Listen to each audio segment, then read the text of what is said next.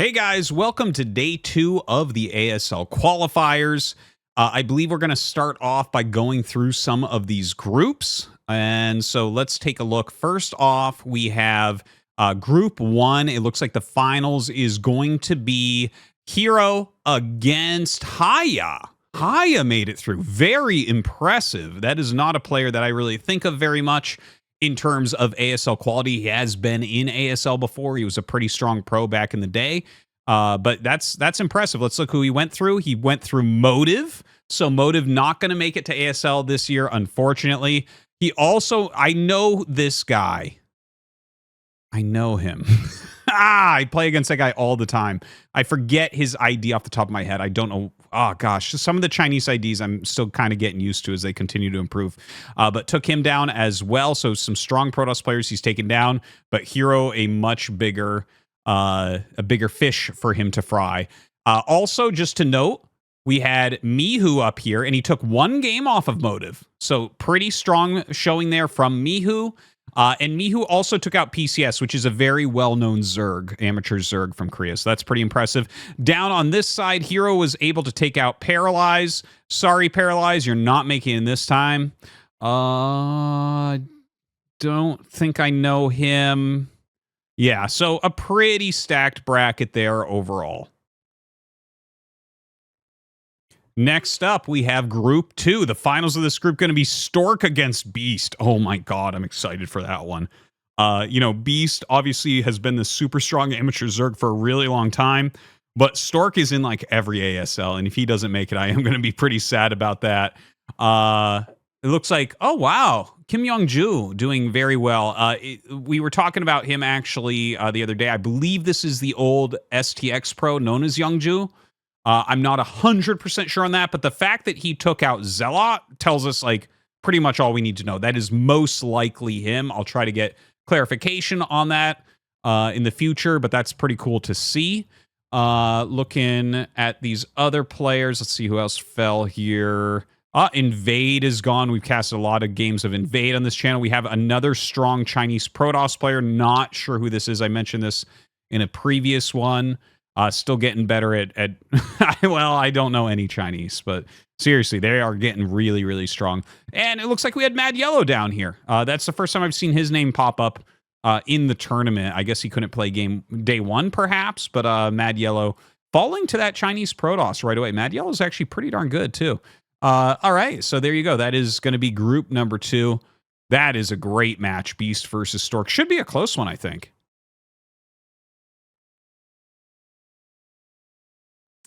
All right, next up we have Group 3, and this is a bit of a mystery bracket. These are a lot of names that I'm not exactly sure who they are.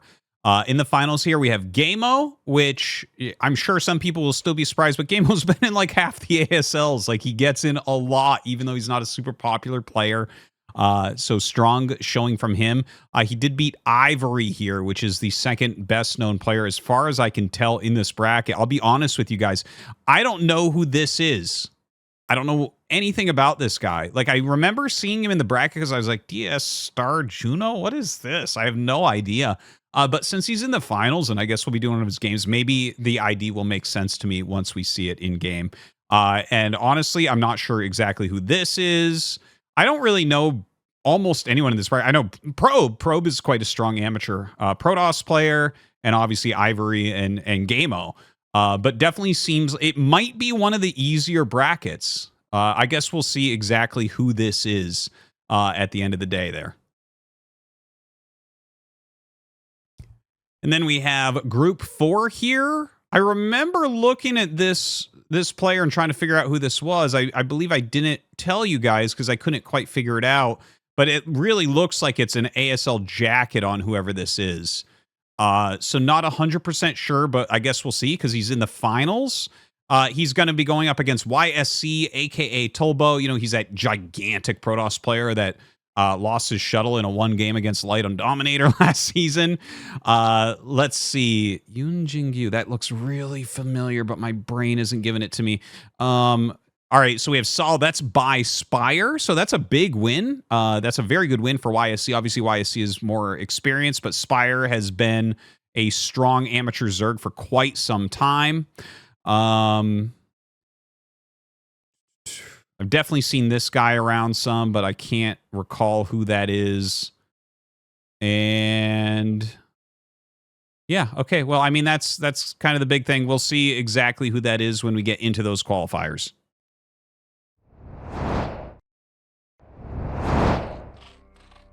All right, so into our first set of day 2. This is, again, we went over this just slightly. It's going to be Hero going up against Haya. The map is Radion for map 1. You know, Hero is really, really heavily favored here. I'm impressed by the players that Haya was able to take out. Like, Haya definitely has had some good qualifier runs. He's in the finals here, and you never know. Like, the guy is actually quite a smart Terran player. He's made, like, a lot of guide content for Terrans in the past and everything. But when I watch him play, like, he is not a Terran that I study literally ever. I don't think he's quite to the level of ASL. And again, he's been in it. He's a very experienced pro, so he's...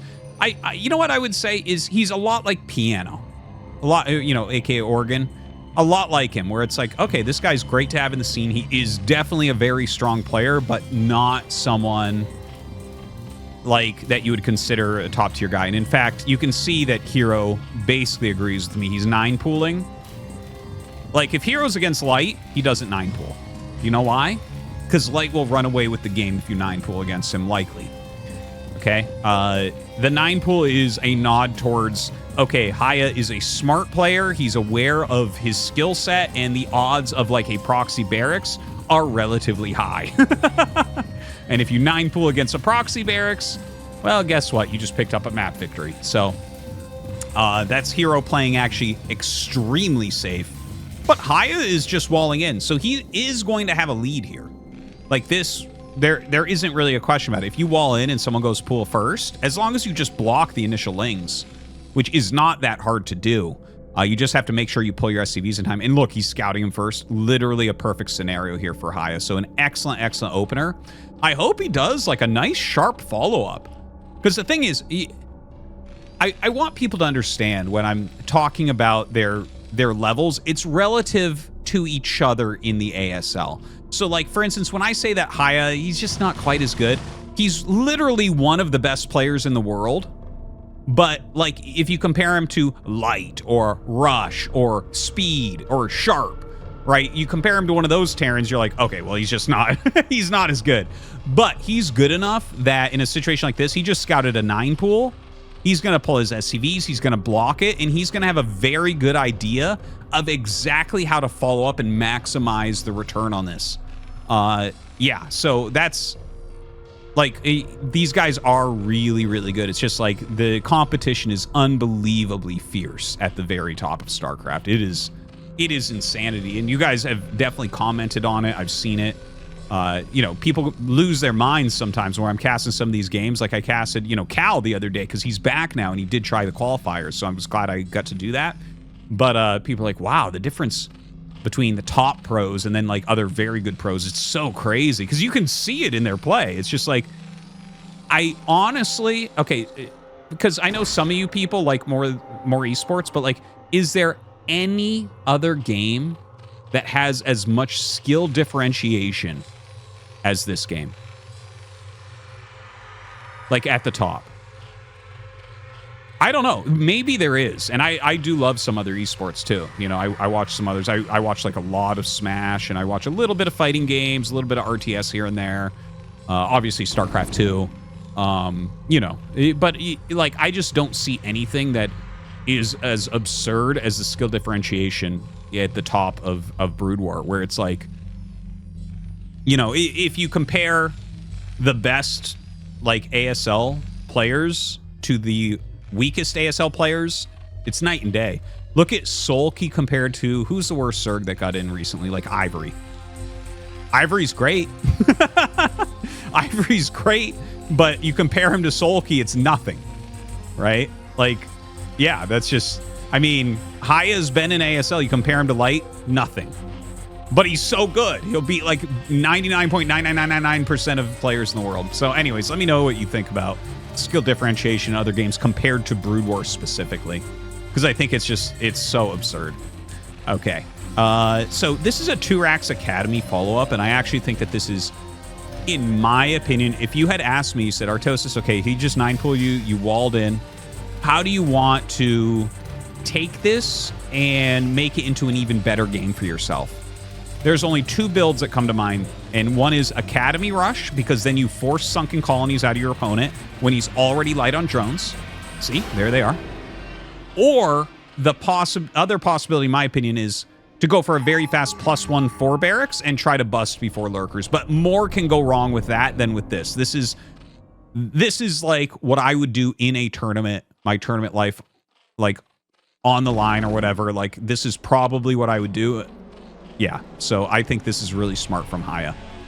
See, he's forced all these buildings. That'll probably get canceled, that evolution chamber. He's just leaving that there for a second. It blocks the movement of the Marine Medic.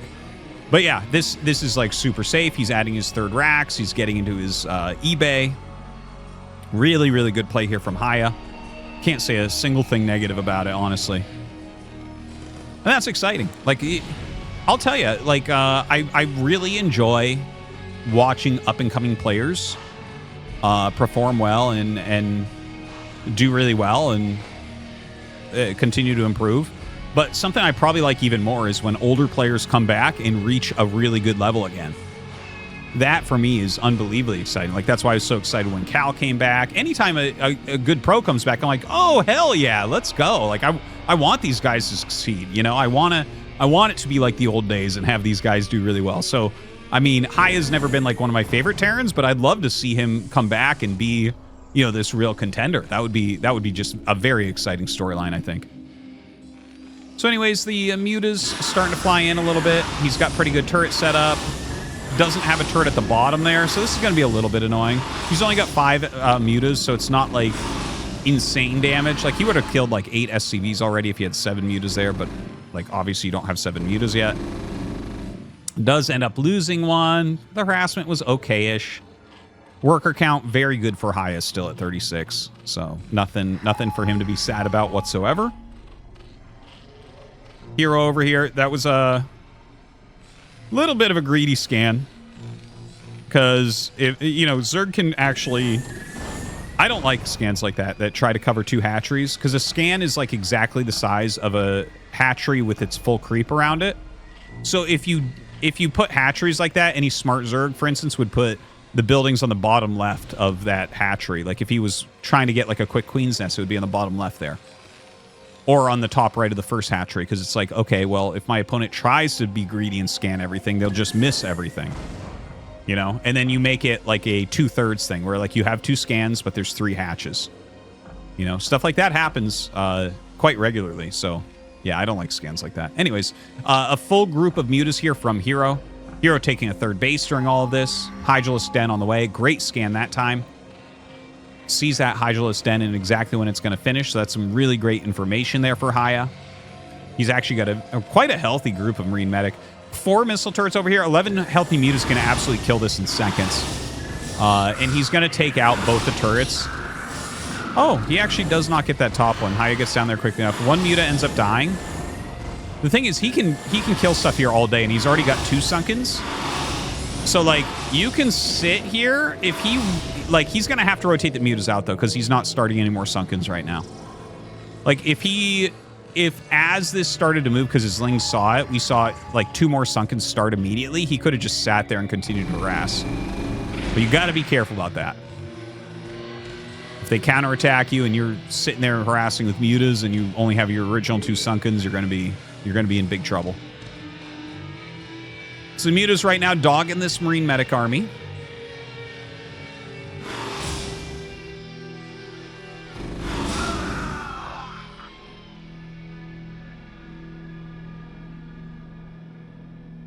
Some Hydras going over to that 3rd base.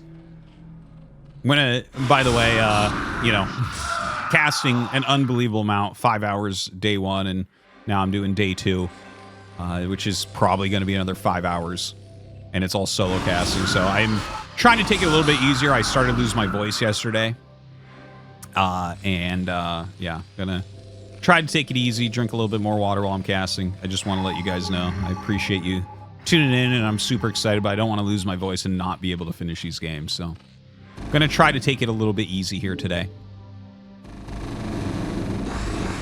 All right, a lot of lings being caught over there. A little bit sloppy. Oh, I love the 2 lurker position. This is a fairly common tactic to put them out in a location. Like, oftentimes you'll scan on the ramp, and that is just outside of the ramp. Oh, he's dead. That's so good. Dude, that's hero for you. Setting up like a perfect trap. He just killed like 20 Marines and 4 to 5 medics. This is a position that hero will never lose to anyone in. Like that was like Sulky does a lot of stuff like that, but it's with Mutiling. Hero does it with more tricky things like those lurkers. But that was a great move. Every Terran's had that happen to him multiple times. And this, as he burrows about 5 lurkers, that's going to be game. Yeah, he has 6. So I've talked about this a lot. This was actually the meta game for a while. So you burrow these lurkers, and if your opponent does not already have an add-on... Oh, wow, he's going for a kill? That doesn't even make sense. This is like the only... Like, it'll probably work anyways. This is the only way that you could screw this up. So, yeah, he will end up breaking through here. And, yeah, that burrow right there at the ramp, like, you're just not going to be able to break that. He dives on everything. GG. Game 1 over. All right, right into game number 2 here on Dominator. But yeah. So like, Hero's move there. It was fine that he moved in with the lurkers and everything. But as I was explaining, like that was actually the metagame year and a half, maybe 18 months ago. Well, that is a year and a half, isn't it? Maybe 20 months ago. I don't know. Anyways, stuff blends together a little bit, man. Brood War's long. Brood War is long and life is short. So basically, like if you can reduce their marine count a little bit, if they're trying to go SK Terran, and they're doing that because you either choose 2 starport or 1 starport, 1 factory. 1 starport, 1 factory is for very specific situations, very low economy situations where you're attempting to do a tank all in. Situations where your opponent is like way over making lurkers or something like that. Something super aggressive is happening. Whereas a more macro-oriented approach is the 2 starport. So if you get 5 lurkers in a choke is basically unbreakable. Like you would need probably 4 groups of Marines to break the 5 lurkers.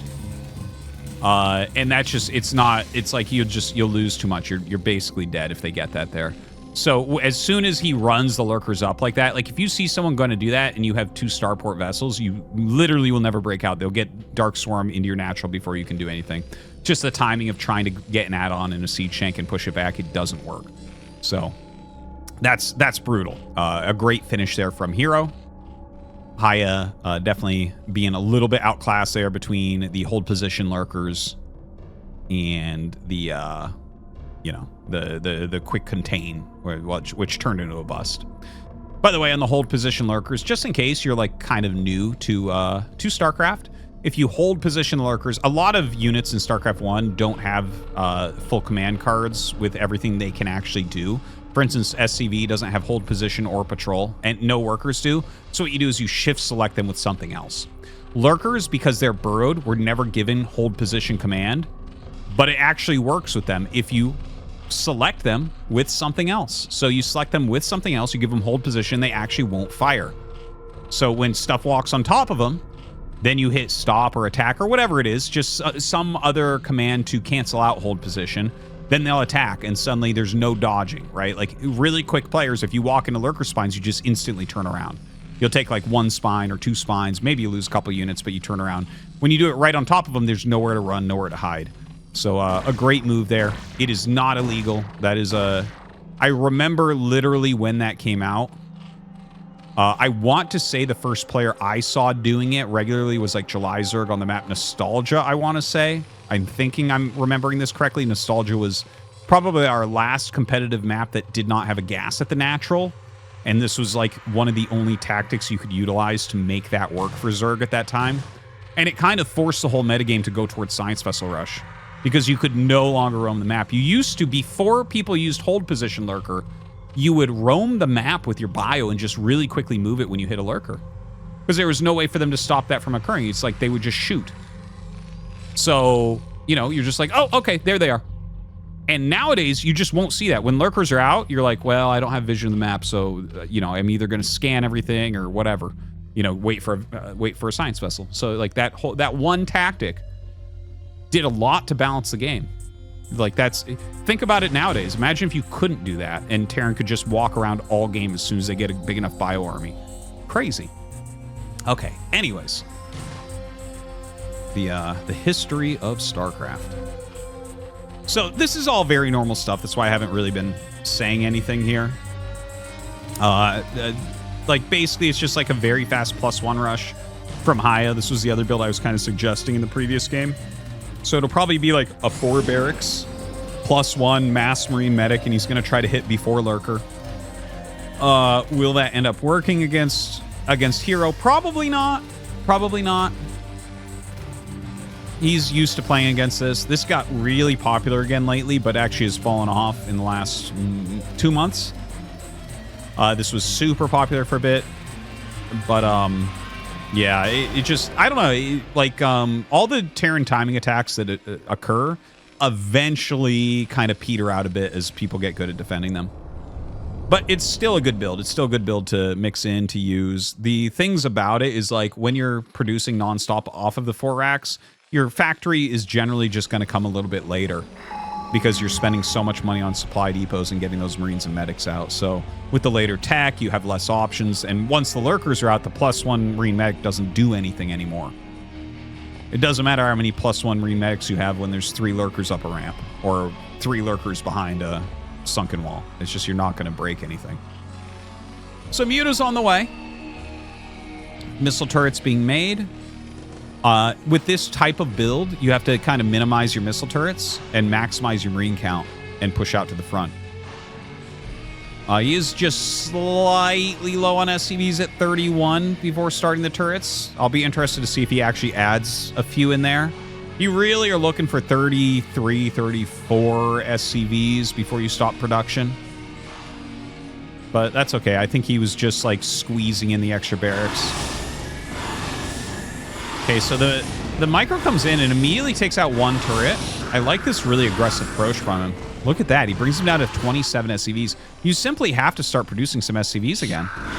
And look, this is empty back here. It's 7 mutas. Look how much damage he's dealing this time. You know, I mentioned the previous game. It's like, yeah, he has 5 mutas, so he's not getting that much damage. See what 7 can do with the one-shotting of SCVs. It's insane. Look at him. He's at 21 SCVs. This game is almost over. That was too much damage. That was too much damage. You just have to go 100% all in as Haya here. He's got, like, almost nothing mining. Damn. Look at that. 4 SCVs here. And, man, this is bad. He has this forward group, and he's not even... Like, the way this strategy is supposed to be played is if the mutas come in, you move forward, and then the mutas have to come out to battle your Marine medic, or you're threatening to kill Zerg. That's the theory behind this play and why you don't have as many missile turrets. This is how you defend your SCVs, is by threatening counterattacks. And he's running back in to defend with his 4 barracks Marine medic. So it's like worst case scenario. Really, really bad. The factory was started about as late as you can have a competitive game having it start. Yeah, not looking very good for Haya here.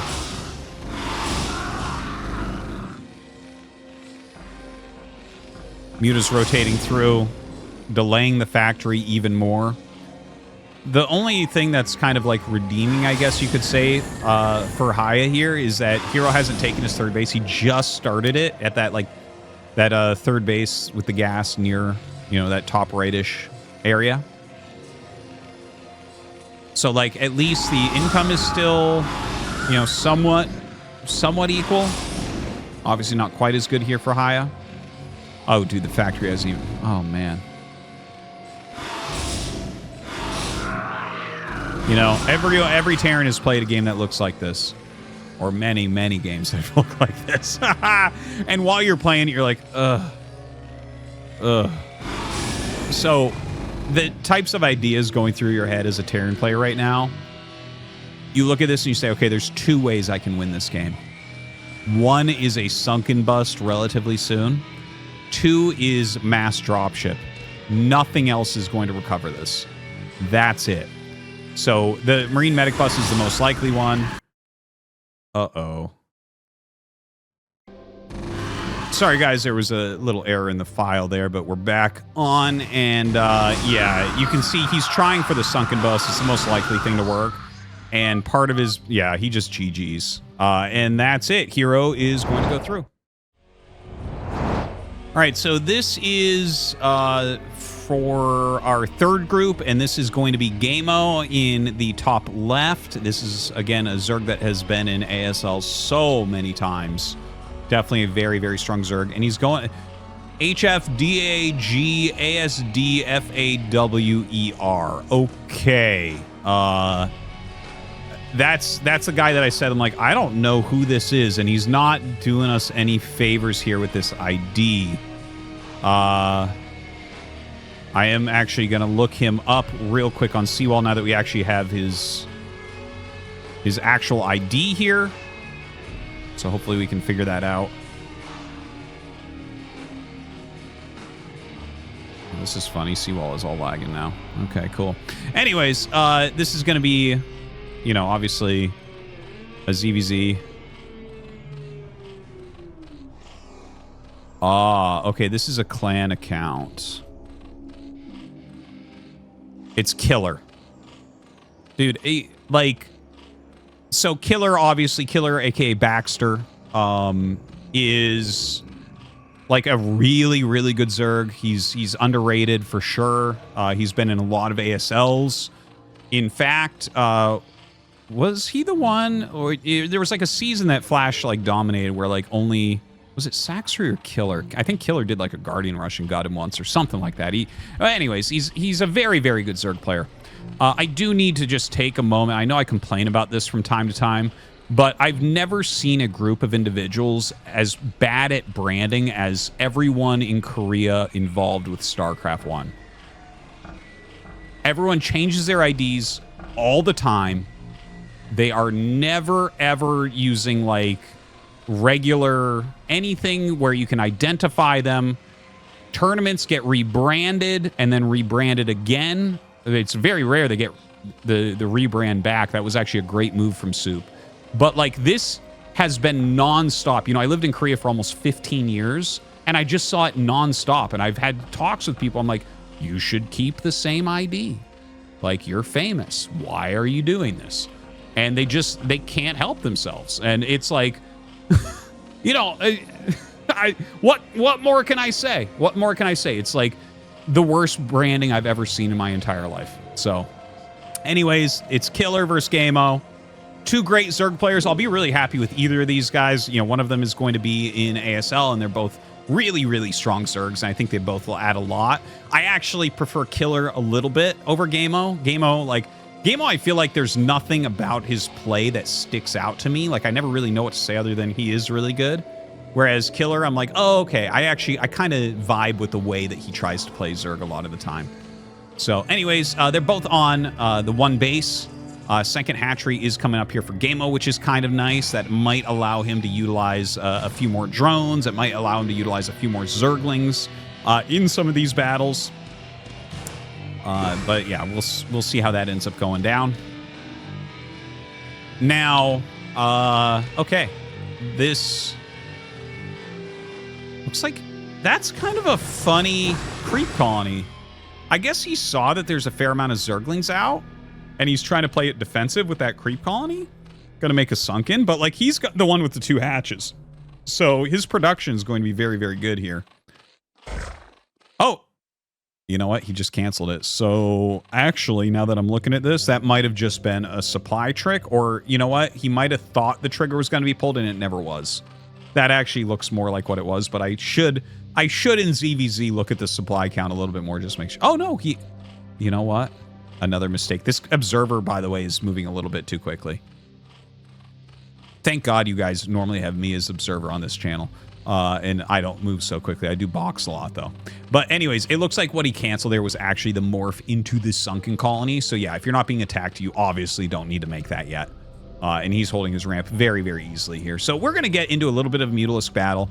It is worth noting that Gameo not only has a defensive structure ready to go, but he's up 2 drones right now with more larvae. So these are some of the strengths of having that additional hatchery. We'll see if that ends up paying off for him or not.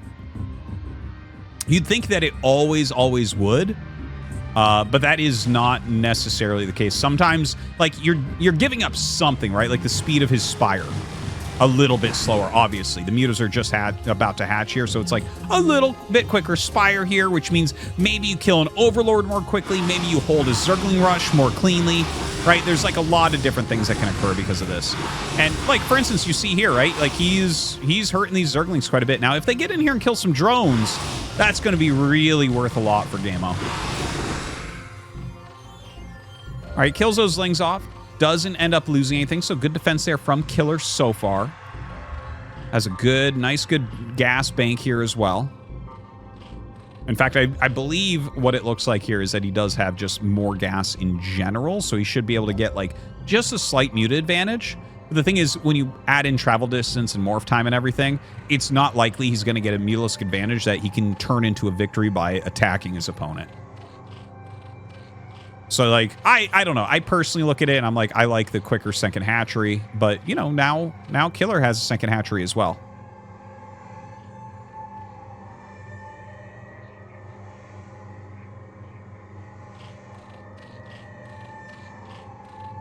So, right now, just kind of the Muta arms race, I guess you could call it. Making those Mutas basically nonstop. We don't know right now, I guess, is the better way to put it, whether or not they are getting any carapace upgrades or even possibly attack upgrades for the mutas. Occasionally, I'll see someone go for an attack upgrade. Obviously, the armor upgrade is a lot better in Muta versus Muta, although the attack upgrade is 50-50 less. The Muta's flying across the map here now. 7 Mutas sitting, and this is 6 Mutas plus some Scourge. Quite a few Scourge indeed, so... we'll see if that makes any sort of difference here. And he's just going to get on top of these mutas. Again, 1 muta down. Oh, man. Killer's killing right now. Yeah, his Scourge connecting, that definitely gives him a bit of an advantage. 5 against 3? Yeah, 5 against 3 at the moment. More are popping out because we're near his base. But these are very damaged mutas as well. I think Killer's just going to get him. Yeah, Gameo. In some trouble. GG. All right, game number 2 here between Killer and Gameo.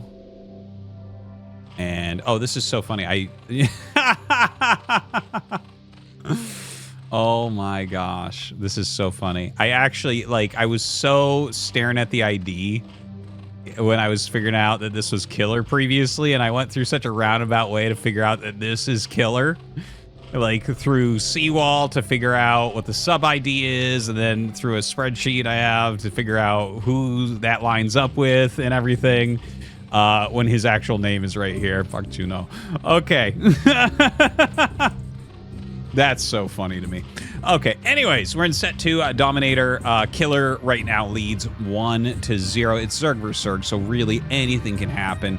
Definitely felt like Killer found himself a nice, sharp timing there, and that's what I was kind of talking about. Even though Gameo had that larva advantage, he had that drone advantage and everything as well. Just the fact that the gas was taken earlier, that translated into some additional Scourge, which helped despite being down like a single Mutalisk, Killer to go ahead and just win that game regardless. So ZVZ, I tell you, there's some very sharp things that happen in that matchup nowadays. I guess there always have been, but yeah, definitely. Killer this time opting for a hatchery first, so the exact opposite of what he did previously. And this is going to be an overpool, is that? Yeah, it looks like that's an overpool. So overpool, yeah, I mean, 9 pool against hatch first, you definitely consider favored. Overpool, I'm not exactly sure how that ends up working out. Like, you probably can put some pressure on. I'm not sure if that's something that can result really oftentimes in a hatchery kill. I guess we'll see about that. Game mode actually taking a very quick hatchery himself as well. Okay. Gonna start mining that gas just before his opponent. And of course his pool will be ready a little bit before and his hatchery a little bit after. Yeah, nice to see some of these Zerg players starting to get through as well. So this will add another Zerg to our lineup. So don't forget, obviously, Solky won last season, so he's already got a seed. True won ACS, so he's got a seed, so that's 2 Zergs. Then we have Queen, Jadong, and Action, all qualifying on day 1. So that brings us up to 5 Zergs, and we have Hero already today, and now one of these 2. So that's going to be like, what, 7 Zergs already? Really, really nice. And, I mean, probably we'll get some more today as well, but you never know. Exactly who's gonna make it through where. Like, stuff's running together in my head, but like, you know, Saxi is a player that I'm always on the lookout to get in. I think he's easily one of the best Zergs out there, so looking forward to seeing where he is in the brackets here today. And then of course we have so many strong up and coming Zergs like HM and Yoon. Would love to see one or both of them make it in. That would be absolutely fantastic. I think especially HM. I've liked HM for a long time. I got to meet him at a tournament a long time ago where he beat me down. Nice guy. Anyways, yeah, the Lings kind of like going back and forth a little bit there in the center. Gameo up on drones just slightly at the moment. That's because a lot of Lings are being hatched for Killer. You generally don't want to be too many drones ahead. That's a funny thing, isn't it? You're like, well, I mean, it could be even more drones ahead. No, what you want is to be just barely drones ahead. Because if you're like, let's say you're 6 drones ahead, dude, they have 12 more Lings than you. You're dead. It's not going to work. So what you want is to like fudge the math when they attack and be up 2 drones. And then suddenly their attack doesn't work and you're up 2 drones. And it's like, okay, this is where we start to run away with it. Now, Gameo makes a sunken colony. There is the Spire on the way already here for Killer.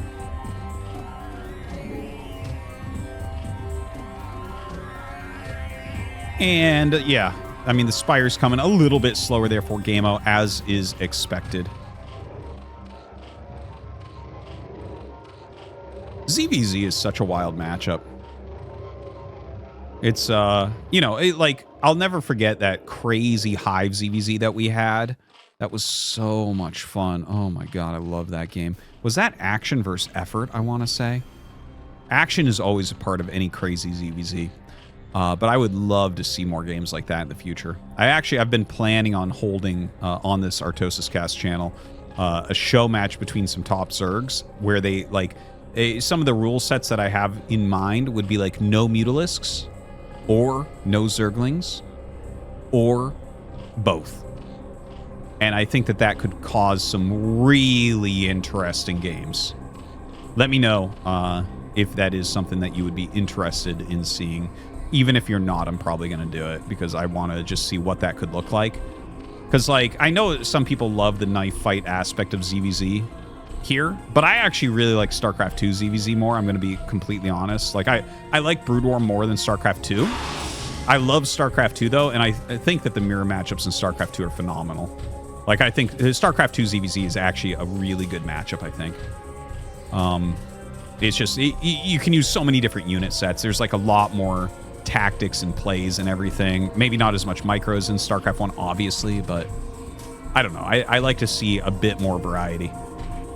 Anyways, right now, Killer has about 1 million bajillion Lings, both sides mining from 2 gases. I think Gameo's going to have to stay slightly more on the defensive. He does have more drones currently. But the gas lead should be just slightly in the favor of his opponent, so you do have to be careful about that. Sitting back very defensively with his Sunken as well. Of course, the Sunken is going to screw up any math of Zerglings also. So that's 7 Muta, 2 Ling. I mean 2 Scourge. 6 Muta, 2 Scourge, sorry. Can't count.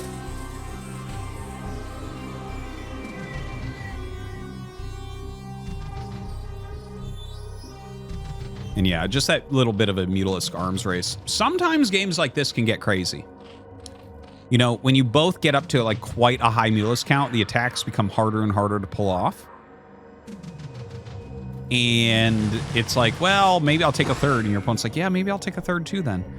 And then suddenly you get into these crazy positions where you have so much gas, you have so much minerals, so many even, if I were to speak English, that, you know, those are the types of situations where you do get in the longer games. Like, we aren't there yet. It's when you see those third bases being taken or someone hold on but be so far behind in mutas they'll never catch up. But I don't think that's going to happen because Killer right now coming in with like a ridiculous amount of lings, and the muta's going to fly into his main base. Scourge actually come up and delay the drone kills. This was a great hold. Gameo did a great job there. So he engaged with the lings just long enough that they didn't overwhelm him because there were definitely more lings on his opponent's side. And then he, like, his Scourge stopped them from killing drones long enough for his mutas to come up and help. Really well done by Gameo. Really well done.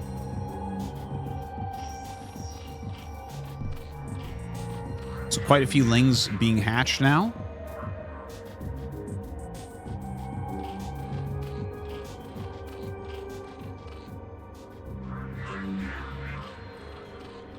Is Gameo just going to go for a counterattack? There's no sunken over there, and his opponent lost a lot of lings, and he's been up 2 drones for a while. I think there's real potential for Gameo to take this game. Definitely feels like he has an edge. We don't know if anyone's getting an upgrade, by the way.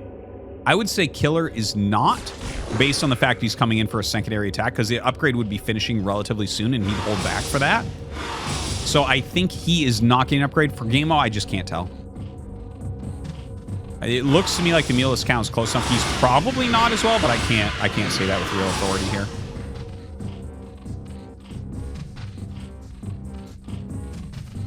All right, a little bit of damage dealt there.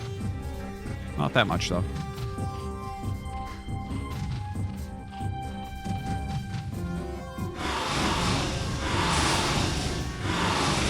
All right, nice pick on the Overlord.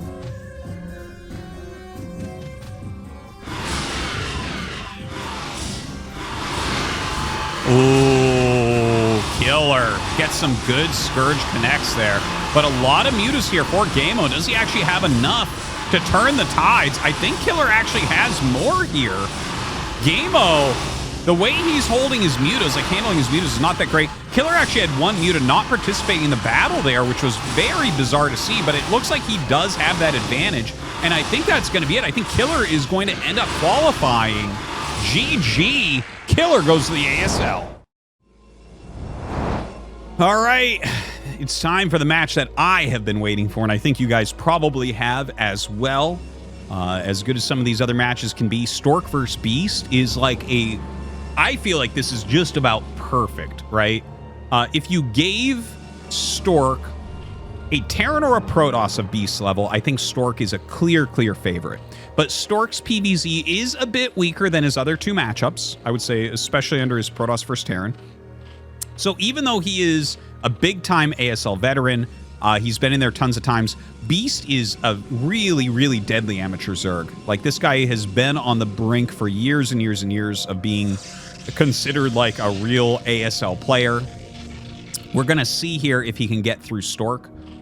Like, yeah, I think this is just going to be a great match. If you forced me to bet on this, if you're like, all right, you have to take a side, who do you think's going to win? I think I'd go with Stork just slightly. Like, I think his experience and his calmness, coolness, collectedness, you can't replace that, you know? We have plenty of players that are faster than Stork, maybe strategically more sound than Stork, you know, practice more than Stork, are younger than Stork, their eyes work better. Yeah, anything you want to name, right? Like, in fact, Stork is probably our slowest pro gamer even. Like, there's, you know, Stork is not a perfect human being, but the guy has won so many tournaments. He's been deep in so many tournaments. He knows how to do it. And that's something that takes so long to learn. He's played in much more high-pressure situations, likely than anyone ever will again when you think about it. Like, I don't know. Like, maybe Brood War will continue to grow and revive to an even bigger size than it ever was. I don't know. We'll see. But, yeah, it's like you can't really replicate what Stork has been through for these newer players. So, Anyways, it looks like that is a 1 hatchery speed opener from Beast, which is completely insane. Stork has to make 2 cannons here. And in fact, he should make a gateway and bring 2 probes down. You have to take this so seriously. Beast has given up an incredibly large amount of economy here. Look at this, 8 Zerglings, quick speed. Obviously, you lose a drone on that geyser as well. Like, his economy is garbage. And in fact, that pylon going up to the main base, I think that he should make a cannon in his main base. He should just make it. Now, Beast actually went to the wrong base in the top left. You know, you do something like this, you're not even drone scouting. So he's going to know now that Stork is cross-spawn, which is going to take him a little bit longer to get there. Dude, he's 9 probes up right now. Seriously, just cannon in your main. Cannon in your main.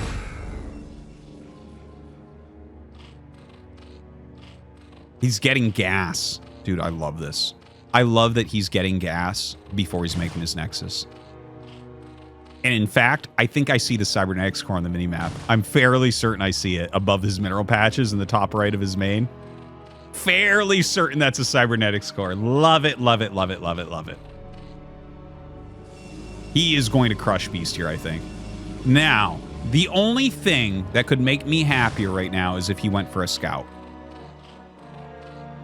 And, oh wow, that is a really quick layer. It's like before his second hatchery's done. Now, before you call me completely crazy, there was a build where you'd on one base get a scout very quickly. I don't think that's what he's going to do, just to make it clear. But in this type of weird situation, sometimes you can do that because the scout will kill overlords super fast. Look, he just canceled, dude. He just canceled the layer he showed Stork, sending even a gas drone to the natural, and he's making an additional macro hatchery. So this is going to be like probably a Ling Flood, possibly a 3-hatch Hydra on 2 base. Anyways, the thing about a scout is, yeah, it costs a little bit too much. It actually is a good unit, but you can kill drones with it too in these weird situations. It's only for super, super weird situations. Anyways, I'm going to stop talking about it because I'm like creating a hype that's never going to happen. Yeah, there's the Corsair. No bravery. Come on. I promise it's real, though. Okay, so he sees the Stargate. That's important for Beast to see. Oh, you know what Beast is actually doing? My bad. I see what he's doing. I thought it was going to be a Ling Flood there for a moment, but see how he's taking his 3rd base and he's making Evolution Chamber and everything for that Spore. So this is a variation on a build Hero did on Eclipse many ASL seasons ago, which was one of my favorite ZVP openers I've ever seen. So Hero opened up with a relatively quick, I don't remember the build exactly, but he opened up with a relatively quick Zergling speed, and then he just went like 5 hatches with no gas. And Beast did this, but he faked the gas. Like, he's like, yeah, I'm going layer, so you better defend against that, LOL. Whereas he's just droning like mad. He's just, look at this. He's just making pure drones everywhere. He's got that Spore to try to keep his OVs alive. You know, he's going to have the additional hatchery. I love this type of play. It's, in my opinion, super, super smart. And in fact, he even canceled Zergling speed. How crazy is that? Now, as Stork goes through, he's going to realize, like, oh, you're just droning like crazy here. So where does Stork go? I think you just throw his Citadel down quickly, start adding some gateways. Get +1, get Storm, get Zealot legs. Corsairs are not the answer, obviously. Yeah, there's the Citadel. Not making any Corsairs. Canceled +1 for Corsairs. Very cool game so far. Very cool game. Hey, it's delivering. All right. Stork vs. Beast. Good match.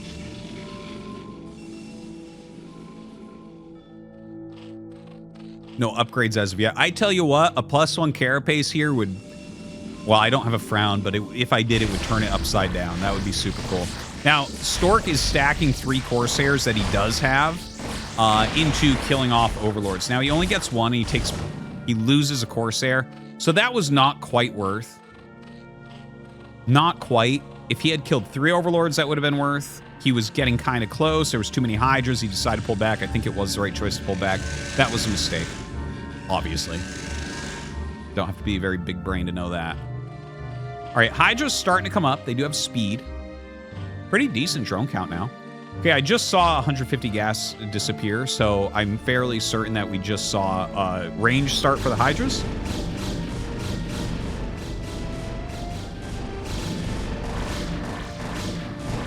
Trying to deal with the eggs. So stop that immediately as the Hydras come up and start getting some pot shots. Dude, he has to add some cannons here. I'm actually a little bit nervous for him right now. That's a fair amount of units outside his natural. Like, he's got a good amount of zealots. He's got a couple cannons. I'd like to see him add 2 cannons at the moment. Oh, and he actually wants to get rid of the eggs still so his zealots can come out more quickly. The zealot legs are probably almost done. You do not want to lose that +1 attack, by the way. That would be really painful. I think he'll come out in a second here. Yeah, he needs to get his +1 done. This is a good attack up from Beast, trying to deal with these zealots before they have that +1. And he wants to finish the +1. I don't think he'll be able to. Okay, he got it. He got it. All right, so good finish there by Stork. He just barely does it correctly. And you know what? I guess I was wrong on the cannons. I always get nervous because I see so many Protosses die to this stuff. But Stork held that just right. He got his +1 done. He got his legs done. He has a lot of gateways. Speed zealots coming out. Putting some big pressure back onto Beast here. He does have his second gas going now as well, so we should be seeing Stork get into Psy Storm from here also. But I think he will continue on Zealot production for a bit. I don't feel like you would transition to Dragoons too quickly in this particular game, even though I love that style in general. It's just like, you don't want Beast to drone anymore, so if you can make some more Zealots, make sure that he's like maybe making Hydras, or maybe if he's not making Hydras, maybe you can get some damage on the drones. I think that that's a really a smart way to play it, is what I would say. So look at this, like getting some Overlords while going after these Hydras, picking off a fair amount of Hydralisks, getting some damage on them as well. Don't forget, you know, Zerg units don't heal all that quick, so some of these damaged Hydras may end up exploding on a storm at some point. DT gonna come out of the base. Yeah, he doesn't have great detection at that third. Very good amount of hatcheries. I like how Beast is playing. I really do like how he's playing. I love this type of idea.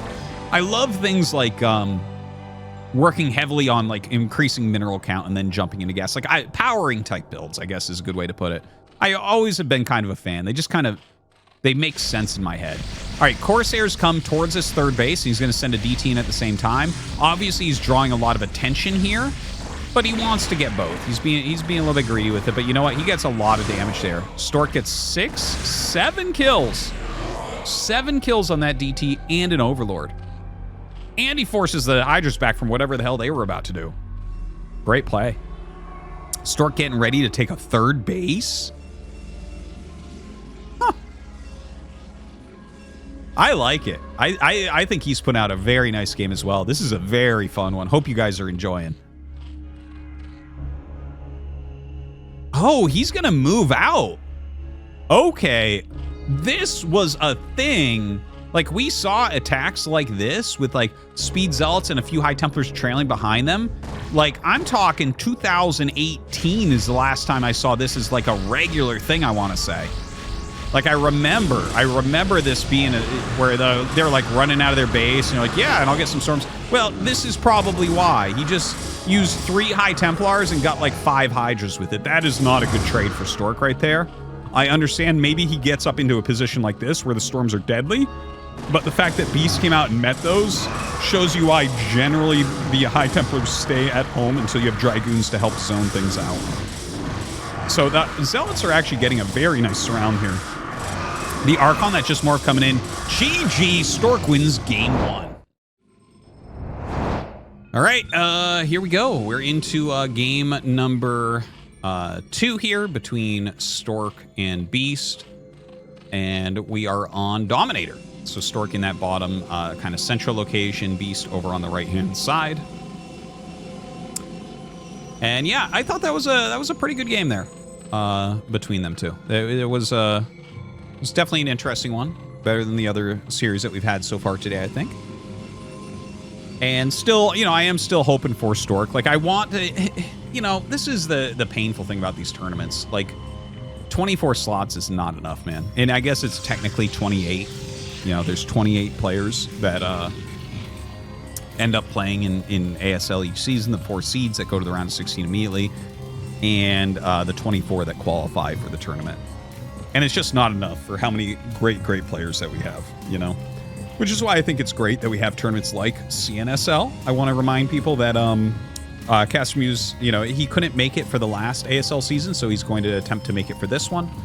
ArtosisCasts channel and your guys' support has helped me to help sponsor that, so looking forward to that. Hopefully we get CNSL started the next season, because there's definitely going to be a lot of really strong players that don't make it into ASL here for sure. And Beast might be one of them. See if he can kind of rally here a bit. He is going for like an overpool. No gas or anything this time, so nothing too sneaky or tricky there out of Beast. Stork was really expertly putting some counter pressure on Beast that time. That's the thing. That experience really does pay off. So Forge first there for Stork. Just kind of being annoying with this probe, blocking that drone from coming up. Maybe going to be able to slow that hatchery slightly. And yeah, slows it just a little bit. Ooh, he wants to make him make it at the third.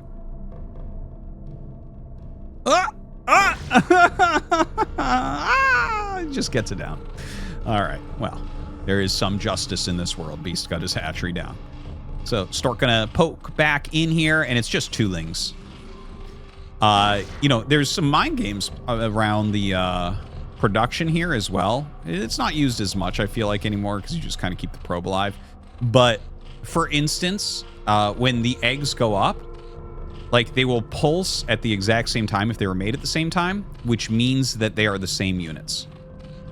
So it's just something you can look at, and you can be like, oh, those are 3 different pulses, so it was like 1 unit, another unit, and another unit. And a way that you can play a mind game is if you think your opponent might be making a decision right at that moment to either make like a defensive thing or be greedy in some way, you can go like, make 2 Zerglings, make 2 Zerglings, make 2 Zerglings, instead of make 6 Zerglings.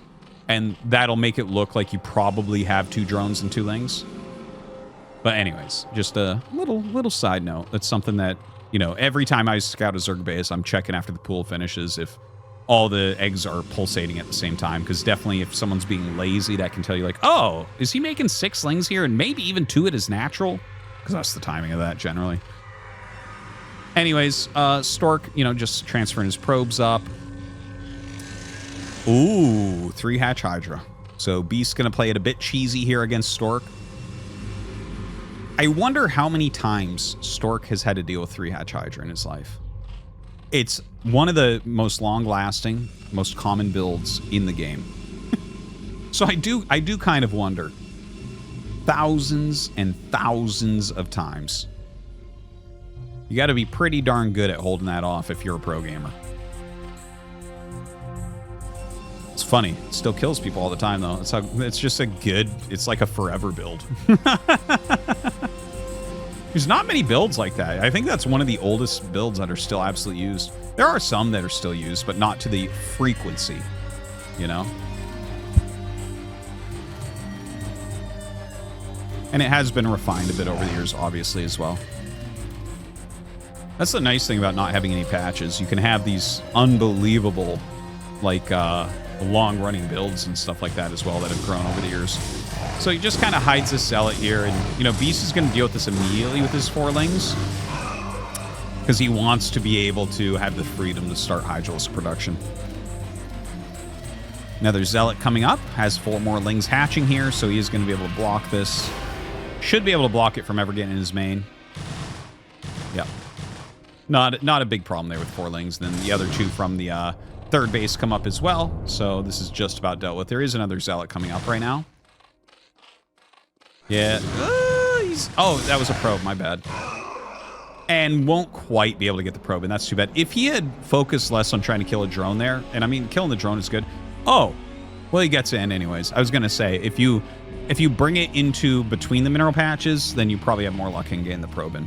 Anyways, Hydra's being made and popping right now. The probe scouts it, so that was an excellent probe to send. Really, really expertly done there from Stork. He's going to start some photon cannons. And I feel like this is not going to be a very long game.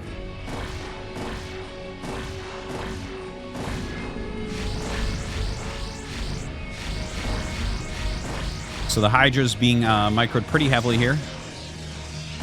Is the 22 drones, which you always have for these 3-etch Hydra rushes, or you're supposed to at least. You know, they call it the 973. 9 drones on the main minerals, 7 on the natural, 3 at the third. And then, of course, you have 3 drones mining gas.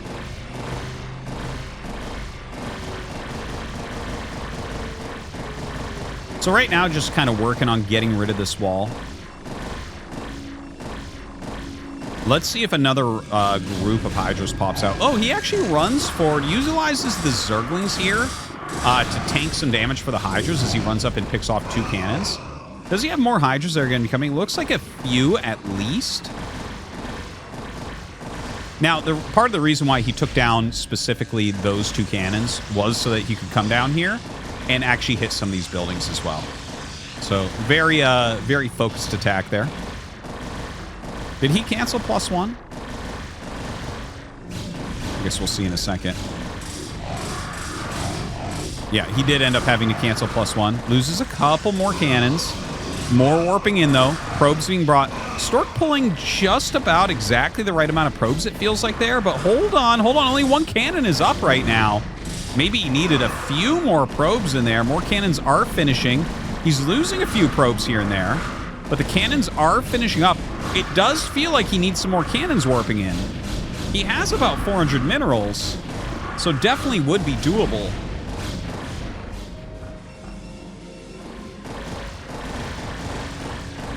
Yeah, a couple more cannons coming up. Oh, picks off that 1 very, very hurt cannon. It does take about 4 cannon shots, though, to do that. Making a nice straight line here. Wants as many photon cannons firing at once as he can if this comes in. 5 zealots ready to give their life for ire.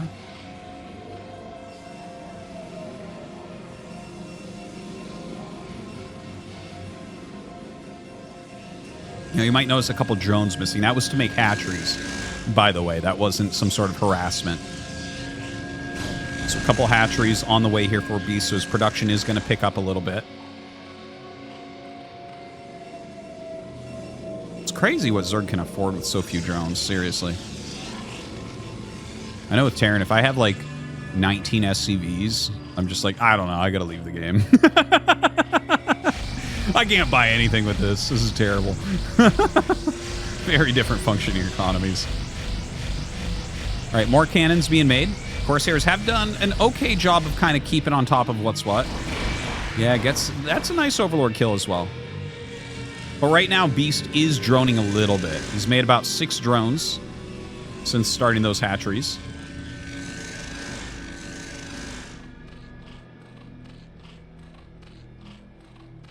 Layer on the way. Nice, decent group of Hydras there in the front. I think I just saw Zealot legs being done. So Stork, I think, very likely will push out soon. Notice he's skipping +1 and just going into the armor. Judging that the armor is going to help him out a little bit more here than the +1 attack. There aren't really any Zerglings out, and that's really what +1 attack does best against. Right now, everyone feels much happier just in general, unless fighting specifically against Zerglings, on having carapace upgrade or armor upgrades. You know what? Protoss are animals. We can call it carapace.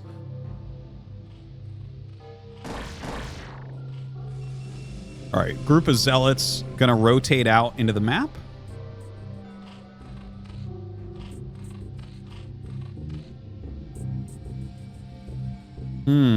Now, worker count is going into Beast's favor at this point. Will he turn on the production valve once again? Good amount of Hydras pushing out here. This is Stork kind of baiting him to chase.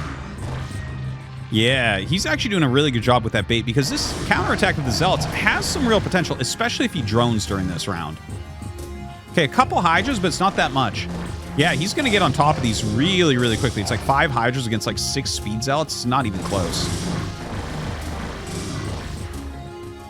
All right, the Zealot's going to run up into the main base. A very good split. Now, this group is going to turn around because the Hydras of Beast are going home to help defend against this a little bit. So that allows Stork to bring out the rest of his Speed Zealots.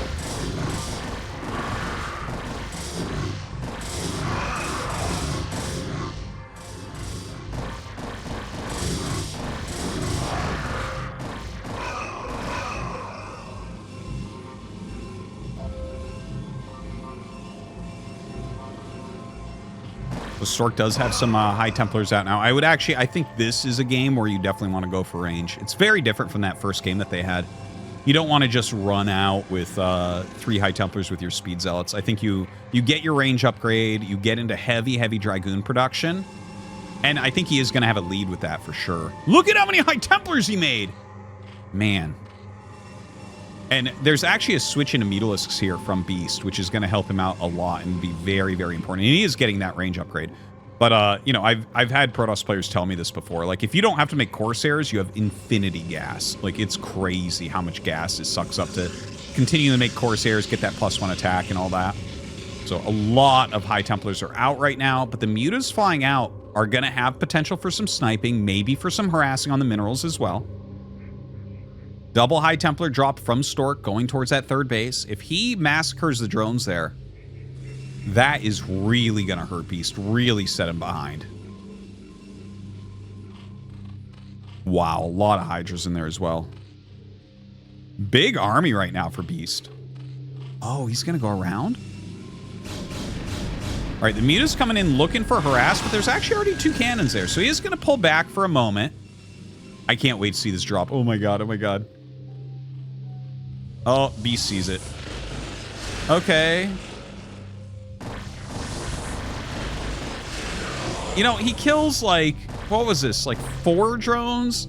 It's okay, but not what he was looking for. I think that he actually had slightly more potential at the 3rd base. But that gets caught. So that's a shuttle and 2 High Templars gone for 4 drones. Like, I guess you got the Mutas to pull back, which does allow him to very freely kind of walk forward for a minute here. Get his army into a different, I guess, better position for an attack. Kind of like in where Beast is at in this game, though.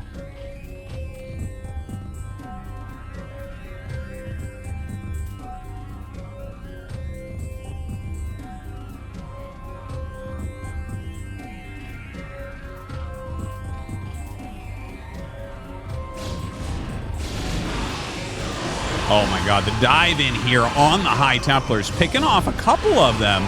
The armor upgrade definitely helping a bit. Very good storms there. Look at that! Unbelievable storms on those Hydralisks. The Mutas are gone. A huge amount of Hydras fall as well. But the economy of Beast is very, very good. Stork looks like he's getting ready to set up a 3rd. Beast, in the meantime, setting up a 4th base at that mineral only. Has to run away with this. You do not want to take that engage. He does have that +2 armor, by the way. Not a big probe count, so I'm a bit nervous for Stork because of that.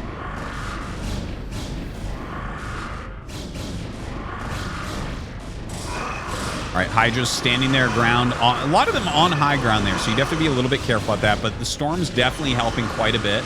As long as you have Storms in here, the Dragoons will do well, but as you run out, you definitely do have to pull back. That is a hell of a lot of Storms. Damn, man. That's what happens when you have that many High Templars. All right, 3rd base gets started, but 4 Hydras here shut it down immediately. Stork with the quick cancel. He can just restart it as he clears these Hydras out. If the Hydras pick that probe, though, that's really, really nice. Yeah, he got it. Popped it on the way out. So that's going to delay that Nexus by probably like 45 seconds. Pretty nice. Be surprised how much stuff like that helps. More Mutas being hatched. Looks like he is looking to eliminate some High Templars once again. It's this Hydra Muta thing. We've seen this a lot lately. A lot of games I've casted lately, which have been this kind of like tempo-ish, like Muta's always trying to snipe High Templars, just rotating in and out of those Mutalisks non-stop, while using masses and masses of Hydras as opposed to ever getting into that Lurker tech. Well, he kind of shows that Observer that he has Mutas again. Maybe a little bit misclick because he turned around. He's like, oh, maybe I shouldn't do that. Observer gets away. So maybe the worst of both worlds. Stork pulls back into a very defensive position. Looks like he just wants to make sure he gets his 3rd base up and mining now. He is down 10 workers, but up about 10 supplies. So definitely has a stronger army. But a lot of it is how these storms are going to go down and whether or not he's going to be able to pick anything off with these High Templar. Dragoon's doing a pretty good job of zoning out the Mutas, though.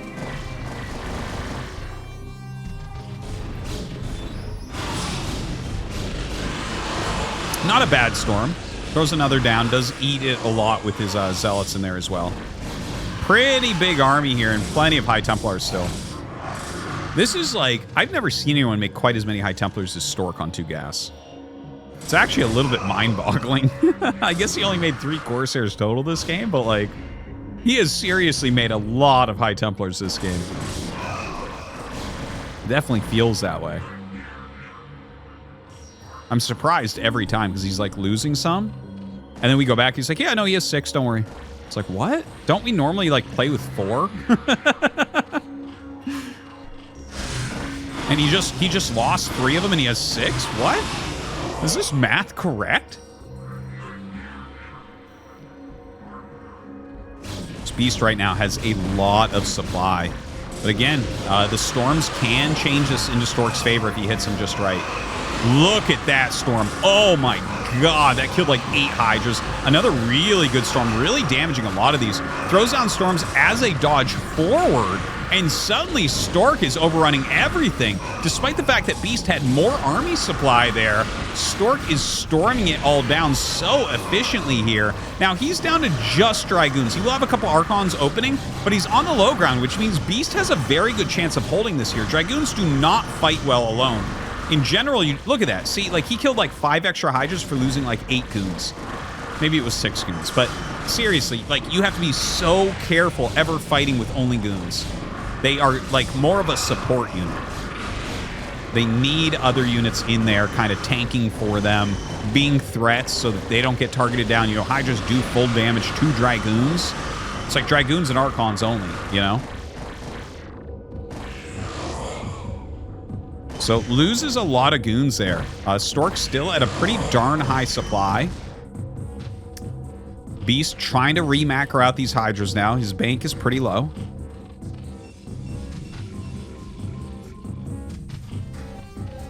Stork with his 4th base on the way at that mineral only. Got to keep that going. Still, his gases won't be run out yet. Starts happening around 21 minutes.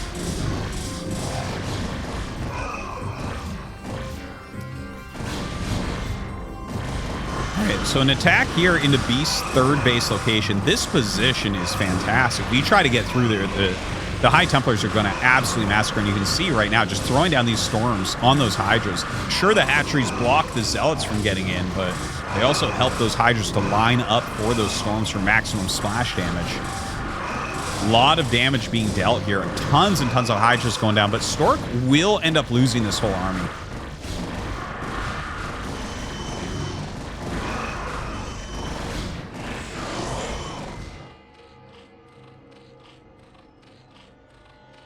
Well, pretty good mining. 46 drones right now.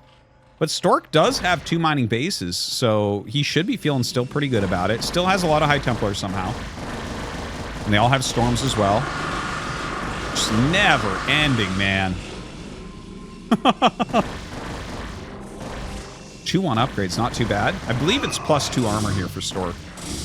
Yeah, he does have +2 armor. I don't think he has an attack upgrade yet, but maybe he has one on the way. That +3 armor is pretty darn expensive. Oh yeah, he does have +1 attack. Okay. Well, anyways, the Hydra's being microed back and forth really, really heavily here. Stork just having enough units, rotating some Zealots around for a counterattack on that mineral-only base. The Hydras come back up, though, to deal with it. He is just going to run these out, though. Those will be useful later on as well. Yeah, not a good storm there. As he starts making these Archons, I do get a little bit nervous. It's like, okay, well, those aren't going to be storms anymore, and Hydras blow up Archons really, really quickly. Getting a little bit nervous here for Stork. Beast starting to overwhelm him. And high-ground Hydras there are going to be a bit of a problem. Now, Stork dealing some economic damage here to Beast at the same time as he's taking some. Don't forget, though, Stork is not mining from his main or his natural. Right, we're still in a phase where Beast still has some mineral patches going there, so he has like kind of like 3.5 bases mining, whereas after Stork just lost that, he has 1 base mining. Yeah, 3 gas still, but one of them's about to run out in the main. So his economy is starting to shrink up a little bit here, and that's a lot of Hydralisks. Ooh, doesn't get the storm off there. Another High Templar being picked. Oh, another one being picked. Pulls back to his cannons for now.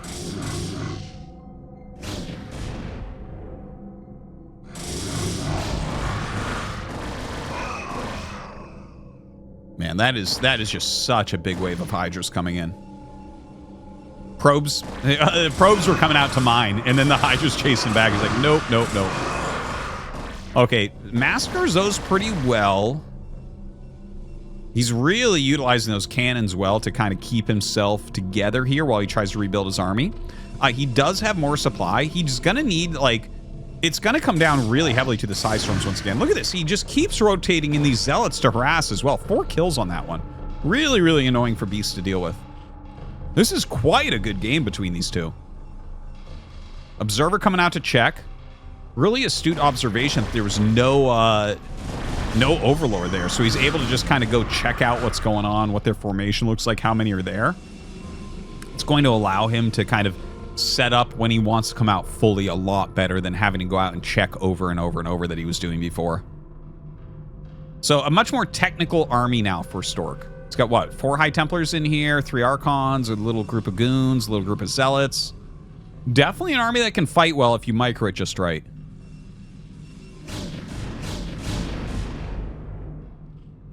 Ooh, lurker time. First lurkers of the game being morphed here at almost 23 minutes.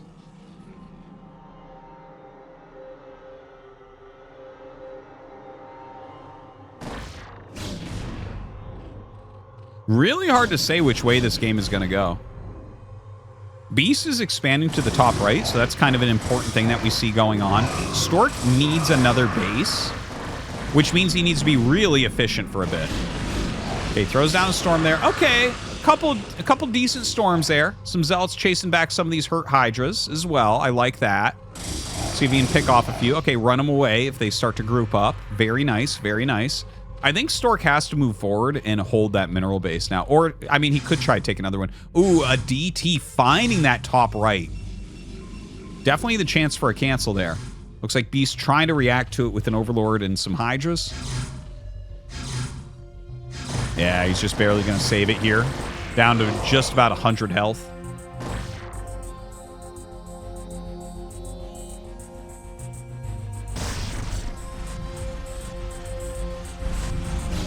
All right, Zealots coming down to join the main army. Those were the roaming Zealots from before. Puts them together. Okay, he knows the lurkers are here. That's really, really important. Pulling back a bit. He does have a Nexus started at that mineral base again. This is really, really important. I feel like if Stork loses that mineral base again, that the game is going to go to Beast.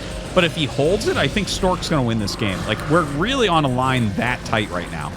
Oh, he has to cancel it. That is not good news. Zealots rotating into this third base. Not a lot there. He's actually getting quite a bit of damage. He's picking off some of these Hydras as well. I think the attention of Beast is elsewhere at the moment while he tries to clear this up. Some lurkers coming up. You know what? Even though that mineral-only base got deleted, you know, Stork actually has a bit of push potential with this army.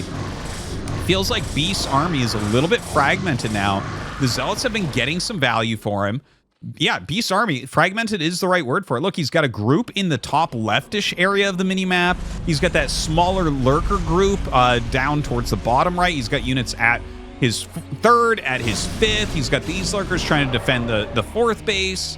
He's everywhere. He just doesn't have a centralized army, which means Stork's army should beat every single piece it fights. I don't think there's a way with one of these pieces to really hold this army off. Do you bring them together? Well, it looks like Beast right now trying to attack that third base. And that's definitely enough Hydras to kill 4 or 5 cannons. That's for sure. Easily. So Stork taking a ton of damage there. But Stork's army may be able to clear everything else. This is actually an insane down-to-the-wire game right now. Stork is storming through these lurkers, getting rid of these Hydras. Look at this. Forces him to run away. He's going to kill top right now with just 2 goons. He's going to kill with his main army, the 4th base. And that leaves the 3rd that has almost no drones because he already sent Zealots in there. The main and the natural are empty. The supplies are both at 78 right now, but I'll tell you what, there's almost no probes. Stork's army is better. He has got a better army. These guys are not mining, and he has a better army. What an insane qualifier game we have here. All right, Storm goes down. The Hydra's trying to come in to clear this. Does he have enough? Okay, missed a Storm there, but a very good Storm goes up afterwards. The Hydra's coming in a little bit single file there for a moment. You know, if he gets him down to just the goons, you might be able to actually pop these very, very low right now. Beast has spent the last of his minerals. Only 19 minerals remain here. But with double Archon, oh, even more High Templar coming up. Throws some storms down there. The drone's even coming up to fight right now. GG is called, and Stork makes it in to ASL. All right, we're going into our next group. Now, I have finally figured out who this is. This is actually going to be Ample against YSC. That is a great match. I'm really excited for that. Definitely YSC favored, but let's see how it goes down. Here in the top left of Deja Vu, it is tied up 1-1. Ooh, I wish I had seen those first two games. That's Ample, and down here in the bottom right, YSC or Tulbo, as he's been using that ID quite a bit, but spelled in multiple different ways, because again, branding, LOL. So Ample versus Tulbo, that's like, it's kind of a weird match. Again, I would definitely give YSC the advantage here. Oh, sorry, the volume. There we go. There we go. I would definitely give YSC the advantage. I think he's just a more stable, more solid player, but Ample hits above his weight class a fair amount. He's such an aggressive Terran player. He's probably the most aggressive Terran that's been in more than like 1 or 2 Star Leagues. Probably. I can't say this 100% right now, but like he is a really wildly aggressive Terran. Like he does builds that really no one else does. Like, for instance, he might like expand and go like 3 fact and attack. And yeah, occasionally we see stuff like that, but Ample kind of brings it up to another level. He loves aggressive builds. He plays a very kind of scrappy, aggressive style. So he'll pick up wins against players that are better than him through like just the surprise factor sometimes. Now, I do need to mention here that YSC is scouting cross spawn first, and this was supposed to be a gasless expansion from Ample. So when you see the probe coming this quickly, you do have to take your own gas. The general rule of thumb for this would be if the probe gets there and your barracks is finished, you do not need to take your gas. If it gets there before your barracks is finished, you do need to take your gas. So that's just kind of like how the math works out for like how dangerous the gas steal could be at this point into the game. So yeah, anyways, he took his gas. This was absolutely the right choice, but it gives him a kind of non-optimized build. It's not that the build is terrible at this point, but this is no longer a build that can be aggressive, nor can it be super economic. It'll be somewhere kind of in between. It'll just turn into kind of a factory expansion type play. Like, look, that's a 245 factory when you're looking, it should have been 15 seconds before approximately. Whatever. Anyways, getting a little bit too deep into it. Sorry, I get excited.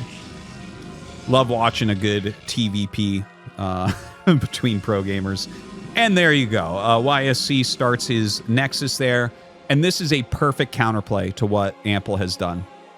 He makes his Nexus without range. If you make your Nexus without range, and let's say it's close spawn and your opponent got a regularly timed factory, they can actually attack you and potentially force a cancel on the Nexus. And, you know, if that occurs, like the Terran player is quite ahead. Game isn't over, but, you know, the Terran player definitely has taken a nice advantage there. Because that gas was having to be taken later and the factory came up later, there's really no counterplay here. So Ample just throws down his own command center. You know, he's playing normally. And we'll see if he can open up any kind of timings for himself here or not. It's very hard to say. And, you know, he's only got like one factory right now. So, you know, here's the thing that I don't think we'll see. I don't think we'll see him throw down an armory. I think we'll see a second factory or even possibly a starport. I don't think it's going to be a starport. I think it'll probably just be a second factory going down. But if he were to go armory here, that would be him kind of expanding his style a little bit from what he in general does.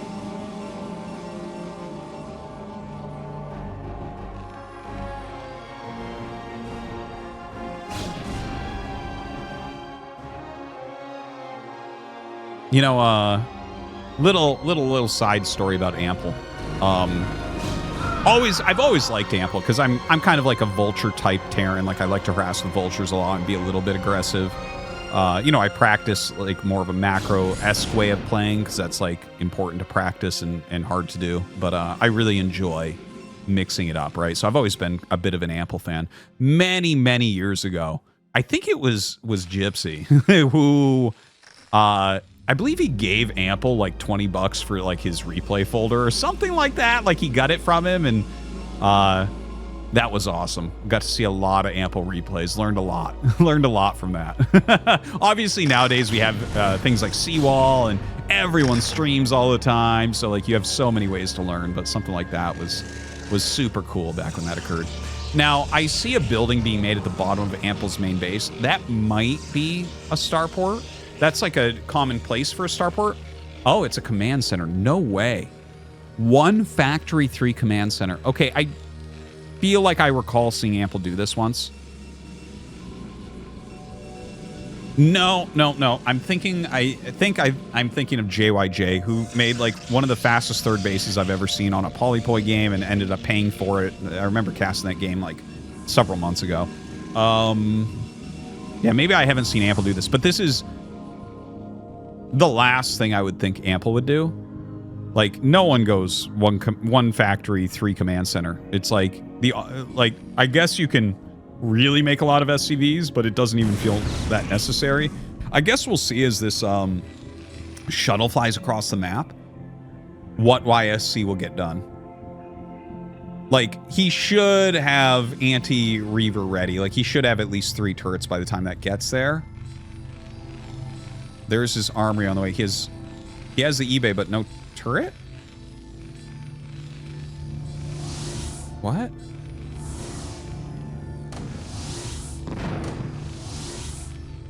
I mean, so far, good micro here from Ample. YSC not really getting too much done. Yeah, that was some of the worst scarabs I've ever seen. Like, landing them behind the mineral patches glitches them really regularly.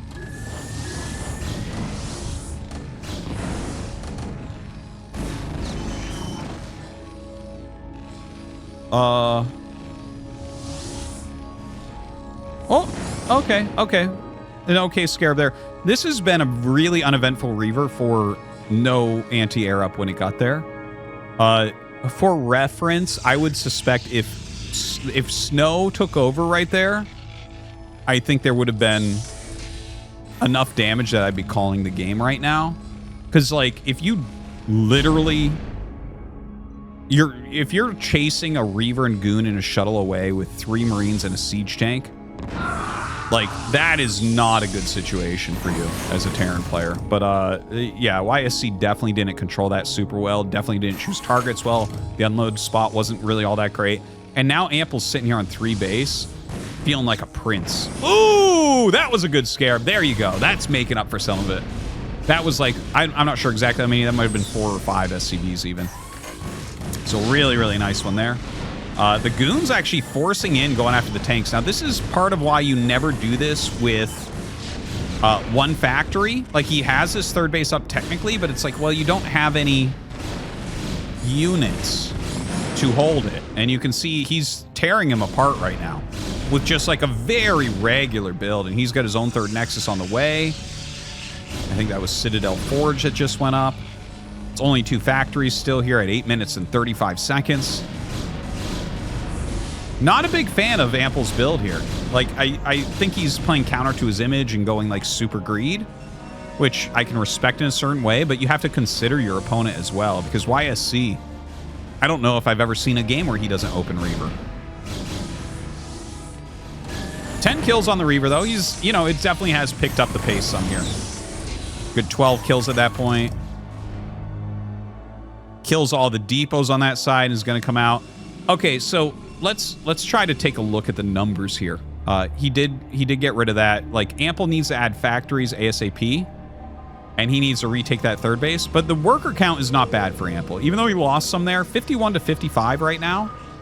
That's really reasonable numbers. If we're just looking at numbers here, 51, 55 is solid as far as workers go. 70 to 106 supply is not good, obviously. But Protoss can be up 30 supply, and you can be like, okay, we can play through this. It's just... This is what happens when you don't get your factories basically on time. You know, there's reasons why we have like meta games and like certain ways that people generally play, and I call things out when I'm like, oh, that's weird. It's like, oh, one factory, third command center. Like, we're really pushing back factory timings. You know.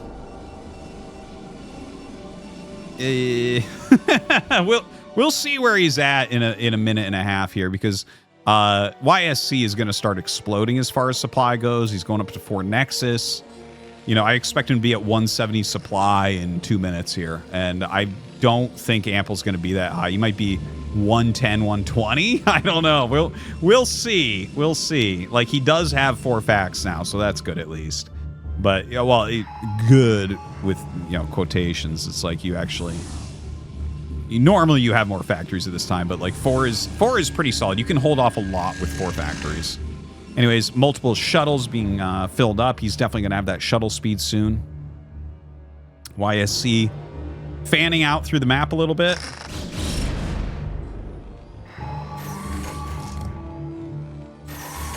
Ample with a very turtled position here. Yeah, building a little bit of a deeper wall there as well. What's he going to do with these shuttles? Is he going to bomb in at the natural? Is he going to try to break the front? I think he's going to go towards the natural with it. I don't see why you would attack into a fortified position.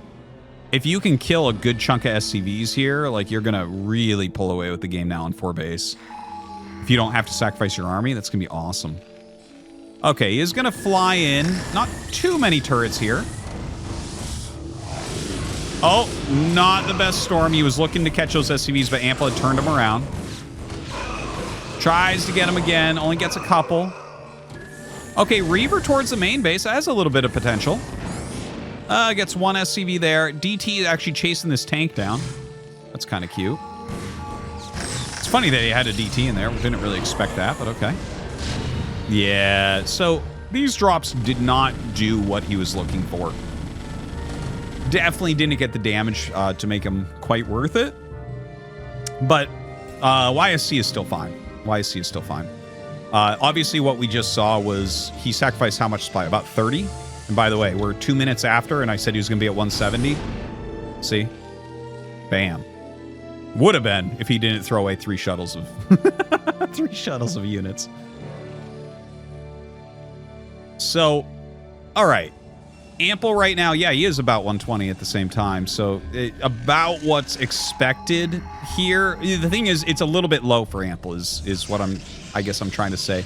Like, you know, you can, if you macro well and you do just kind of normal builds, like you can be at 12 minutes around 140 supply as Terran. You know, we're at 13 minutes, 130 supply. Okay, there's been some scuffles and whatnot. The main thing is you have to really start thinking about your position at this point in the game. Because this is where it's like, okay, Protoss has a lot of bases going up, and they have a lot of spells coming online, like a lot of Psy Storms and stuff. So, like, for instance, if you're all clumped up in one area trying to push uphill, you might get Psy Storm to death. So by about this time, you want to have enough that you have kind of a more forward position and you're not forced into bad engagements. So anyways, comes in, dives into this third base. Again, not a fantastic drop there by YSC, but you know what? This might make up for it. Dude, Ample is so fast at running these SCVs. You know, oh, the second storm there gets a lot. 8 kills, 8 kills. And he might actually have a second on that one as well. But we do have to give props, because the way I've been commenting, I almost feel like it's acting as if YSC is not doing well. And he's not doing super great with these drops. But Ample is being very fast. He's very fast at moving his SCVs. And that has really saved him a lot. If he was at like 30 SCVs right now, which he could have been with the amount of harass that's come in, I mean, that's game over. You're not going to get back from that. So 55, it's like, okay, we're playable. Let's go. So maxed out YSC right now. Ample trying, this is kind of a cute little cutesy drop. If he can get YSC to react to this, I'd love to see him take high ground at this time. Because this is kind of the most important thing that needs to happen right now is Ample needs to make the transition from where his army is at to a more centralized position, which generally is just on the high ground, so that he can decide which direction to go in. If you have to fight up and then decide, like, look, there's a ton of army all over the place, like chasing this dropship and whatnot. So, okay, see, he comes up, he gets rid of an observer, he's going to start laying mines. We should see the tanks come up next. See, he's picking this off if he can. See the army coming back now? He wants to hold this high ground position. If YSC can sit there with like a lot of Psystorm, it's hard to push up. Yeah, Ample is being he's dragging his feet a little bit about that. Maybe he wants to max before he moves. He does have some vessels, so maybe... Oh! Oh boy. Okay, this was a high quality drop. Gets a lot of SCVs in there, gets some tanks, stopped the mining time. Looks like some units are log jammed here on that little bridge.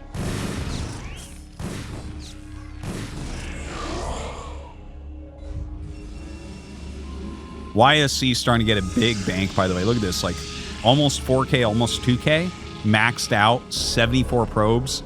And yeah, he's got his 5th base. At 5 bases, man, that's where you become like infinite as Protoss. Terran really needs 4, and he's only got 3.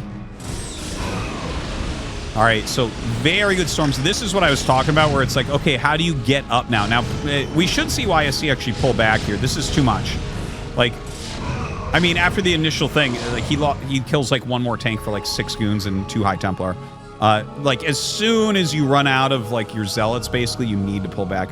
But holding that position with Psystorm, that's why I was talking about closer to 12-ish. If you're hitting your supply numbers, like, you're going to be able to push up here. There's not going to be as much splash damage. You can kind of get a more spread position where Protoss doesn't have like every advantage. And like, he will eventually be able to push up there. Like, this game is not over yet, but it's going heavily towards YSC right now.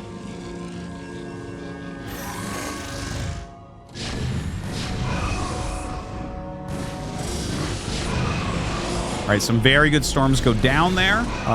The Goliaths do pick off some shuttles and whatnot. Command center floating out, so he's kind of showing his hand, what he wants to do. This looks to me like he wants to take the central base, which is an okay move. You can definitely take the center as your additional base. But I think in this particular game, because YSC is pretty well ahead and has been very Psystorm oriented, it's really hard to keep your SCVs alive mining on that base. I feel like that's a better play against Arbiter or Carriers than it is against specifically mass shuttle speed Psystorm builds. Yeah, a couple Zealots there actually screwing up the rally quite a bit. Might be worth actually killing a pylon. It's really good to open up some of these positions and reset your rallies later on. Anyways, YSC coming forward right now. Not that big an army. For Ample, I'm saying. Not that many Vultures in here, unfortunately. So YSC getting on top of all of this with these Zealots. Going to do a good job. And I'll tell you what, that is game. That is game. There is just no way that you come back to this as Terran. Like, this was really his last draw. He's at 18 minutes without a 4th base. His natural is about dry. His main is about dry. 3rd base is not going to keep you against what is now becoming like a 6-base Protoss that has all these tools, similar upgrades, more supply, more workers, spread out production, cannons everywhere. Yeah, Ample tried to play a really greedy game, and definitely didn't pay off here. And it's unfortunate. I wish we could have seen the other 2 games as well. I am a bit of an Ample fan, and he just doesn't get into ASL very often, unfortunately. So, you know, you take risks. You play with fire, you're gonna get burned, I guess. He's not a very stable Terran. His half-life is not very long. Anyways, this should be it. Ample is going to lose a lot here. Psystorms, Zealots dropped out over everything. A billion Dragoons here in the back. He could target down that command center if he wants. Moves like that become very strong at this point in the game. Or maybe just move everything forward. I would love to see him just right-click the command center, honestly. But yeah, you can see he's up like 60 supply at the moment. So much more income.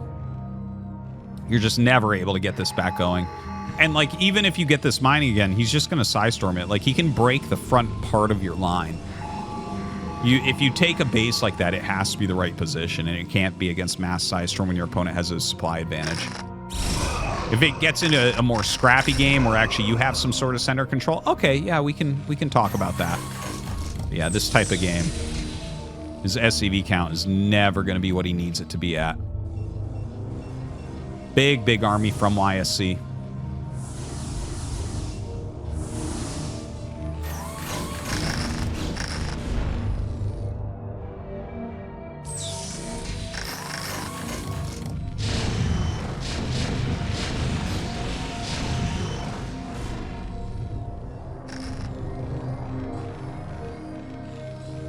Oh, that's a beautiful spread.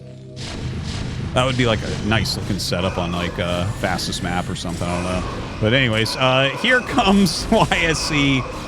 I've been calling it as the last fight for a while. I mean, the game's been over for a few minutes here. But this really should be it. And YSC is going to qualify for ASL once again. This guy has really become a stable regular. Like, he's playing just about everything, like KCM for the Protoss team as well. Ample, unfortunately, again, not getting in. GG. All right, so we have 4 players qualified from day number 2 so far. Hero, Killer, Stork, YSC. So 2 Zergs, 2 Protoss players. And now we're going to go into an incredibly stacked group here. The finals. And this is a bit of a heartbreaker. It's Saxi versus Light. I think both of these guys are very clearly ASL quality. So we're going to lose one of them, probably Saxi, but we'll see. I have a lot of faith in him. He's a great player. But if you look at some of the other players in here, some big fan favorites, we have Bishop over here. This here, that Saxi beat Bishop 2-0, and then Saxi also, before that, beat Xiao Shui. Xiao Shui is the strongest Chinese Zerg player. In fact, the strongest Zerg player outside of Korea, the strongest Chinese player. There's a lot of accolades you can give this guy. Like, remember, he made top 4 in ACS, which is the best tournament result that we've ever had since like 2004 for a non-Korean player. So Xiao Shui is in great shape. So he does fall here. Not a big surprise, obviously. But over on the other side, this is Promise, a well-known Protoss player. That's an amateur that Light was able to take out. Here's Tishu, the streamer, once again, an ex-League of Legends player that's been just grinding for a long time. And then you can see that actually Promise in the first round took out Harangi. So Harangi will not be making it in. So that's like a pretty damn stacked group right there. And it's really sad to see some of these players go. Like, Xiao Shui might actually have the best chance out of all non-Korean players to make it into ASL. You know, I think he's still probably years off. But that's always an exciting player to keep an eye on. Obviously, Bishop is just such a fun player. And I mean, whoever we lose out of these 2 in the finals it's heartbreaking. Because again, like, honestly, Saxi, I think he's maybe even a top 16 player in the world. Like, seriously, I have so much respect for how strong he is as a player. So, but I don't want to oversell it. Like, he might actually take out Light. It is a possibility, but Light, I mean, I've said it countless times. I view Light as probably the strongest player outside of Sulky right now. Yeah, Flash is playing, so maybe Flash will just pass him up once again. Yeah, there's obviously, I would imagine that he will, in fact, and I'm sure Light would imagine that also, but Light is an absolute killer. In any season, if he didn't make ASL, would be a gigantic shock. So here we go, guys, into this match. It is going to be game number 1 here. We have Light in the bottom right of Radeon. And, of course, Saxi, we just saw in the top left there. So, cross spawns. I'm really excited to see how Light plays this out. There's been a lot of movement in the Terran versus Zerg metagame. Zergs have become incredibly good at this matchup. I think they've kind of learned a lot from watching Sulky absolutely dominate everyone. Like, when Sulky plays, it's like no one can even take games off of him, basically. right? Like when he beat Sharp, what was it, 4-1 in that finals, and someone talked to him about it afterwards. He's like, yeah, I really screwed up. It should have been 4-0. And actually, he is right. And like when you watch the series he eliminated Light from ASL, completely one-sided. Like even in games where it looked like Light was doing well, Sulky just stomped on him. So a lot of Zergs have learned how to kind of play that late game a bit better due to Sulky. I think Saxi as well. He's a little bit more aggressive than Sulky. I guess everyone kind of is when you think about it. Like, our only really macro-esque Zergs right now are Sulky and Hero, and I think that's why they're doing the best. But Saxi isn't super aggro. He's just like a very well-balanced Zerg player. Now, he is going for an overpool here, so that is interesting to see. I would not expect Light here on Radeon in Game 1 to go for any sort of proxy barracks play, so I'm not entirely sure why he wanted to overpool. Yeah, I'm not sure what went into that decision making for Saxi, but I kind of trust his decision making. He's such a smart guy. So, anyways, he is cross spawn scouting with his drone, and he will find that Light's down there walling in. So I think you look at that and say to yourself, yeah, this is not the greatest opening build for Saxi. And by the way, Saxi hasn't started a gas yet, so this is something different. And is he actually making 6 lings? That's surprising. Now, you know what? I wonder if this is super prepped for Light. Light always sends out his first Marine. Oh, does the SCV see? Yeah, the SCV saw those lings. So Light actually turns his Marine around, and in fact, yeah, he's already like completely defended against this. He should pull another couple SCVs. I believe he left 1 Marine outside the wall. Oh, is that an SCV or a Marine? I don't know. Like, I'm looking on the mini map. That must be an SCV the way it's moving. Yeah. Okay, that makes sense. So he brings it back, blocks the choke. So he's got 2 SCVs here, 3 Marines here, all blocking. Yeah, and there you have it. This is what the plan was for Saxi. He's gone for overpool to put some Zerglings on the map. You know, you never know. You might catch something with that. And then he's gone instant 3rd hatchery. The thing is, Light identifies stuff like this instantaneously. Like right now, Light knows there's another hatchery on the map. There is not a question in my mind. His analytical mind for StarCraft is, like, as far as Terran goes, second only to Flash. So he knows that there's another base. And I've seen Light deal with builds like this before, and what he generally does is he will go non-stop Marines off of his first barracks while expanding and add a second barracks, and he will literally just walk out and kill your base, like with pure Marine.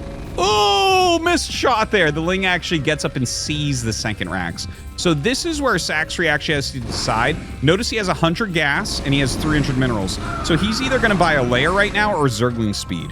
I need to see. Please go to the main. Okay, it's a layer. This is like an important thing because sometimes you'll see Zerg players that take this 3rd base on location or the 3rd hatch on the location of a 3rd base. Obviously, the 3rd base is always on location for Zerg, but sometimes they'll go Zergling speed with that to crush an attack like this. So anyways, Light is coming up, and there are more Lings being made, but Light has started a bunker. There's 5 Marines in here. He's trying not to overextend chasing those 2 Lings because he knows a flank could come up. He's kind of spread here. Saxi can't... Oh, he actually kills the SCV. That's really important. So Saxi is going to save this hatchery, but Light has forced a ton of Zerglings. And again, don't forget, Light went for 2 barracks. So he's going to have quite a few Marines still. He has a wall at home, so these Lings don't really scale. They hold this just barely because Light took a great position there. But that was like a lot of missed drone production that Saxi would have liked to have had. Now, that is an eBay. We should have the Academy already on the way, somewhere at the bottom of his main base there. And, you know, he's kind of like, he's hurt the economy of Saxi. So basically, Saxi right now is on a worse economy than a 2-base build would be on. But he can kind of slingshot ahead of that and be on, obviously, a better economy.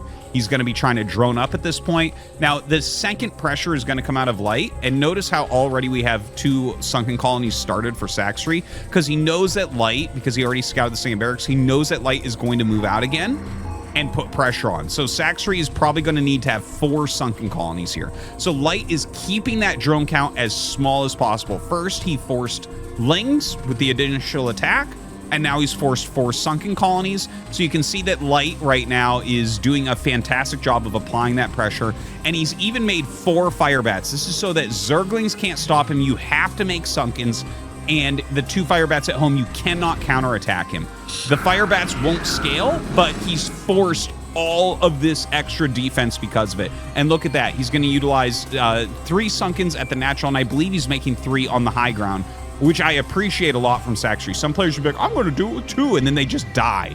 Okay, so he is actually playing really, really well against this unbelievably smart pressure from Light. Now, Light has gone into 4 barracks. Oh my God, I'm getting chills right now, because this is becoming an insane game. If Saxi recognizes, yes, he does. He knows exactly what's going on. Oh my God. Oh my God, this is crazy. Oh, please, Sue, please let us have all 3 games here. This is a crazy game. So let me tell you what's happening. We just saw Saxi. First off, he already has 3 sunkens at each location. Look at how fast his Hydros den is. He starts his den before Mutas. This is a 5 barracks play from Light. So Light is looking to bust.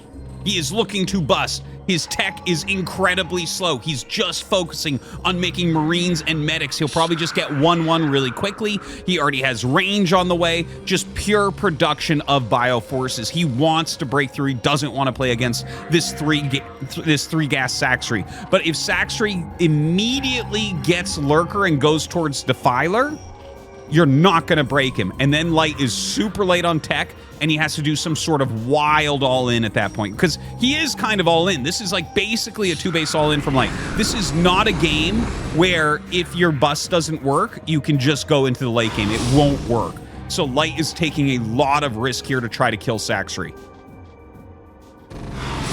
Muta's microing here against us. He just wants to slow it slightly. He's going to add more sunkens as well. You can see he really actually does need those. These Marines are going to have +1 really soon. We have 4 medics. The fire bats take an additional sunken hit to kill, so they're very good at tanking, and obviously just delete any Zerglings. He needs more sunkens at this 3rd base. That 3rd base is breakable right now. Saxi's going to have to bring every unit he has to hold this. Here we go. Light stimming up the ramp. And oh my God, obviously there are some missed shots going on. Saxi's micro is very, very good, but I don't think it's going to be good enough here to be able to take down this amount of Marines and Medics.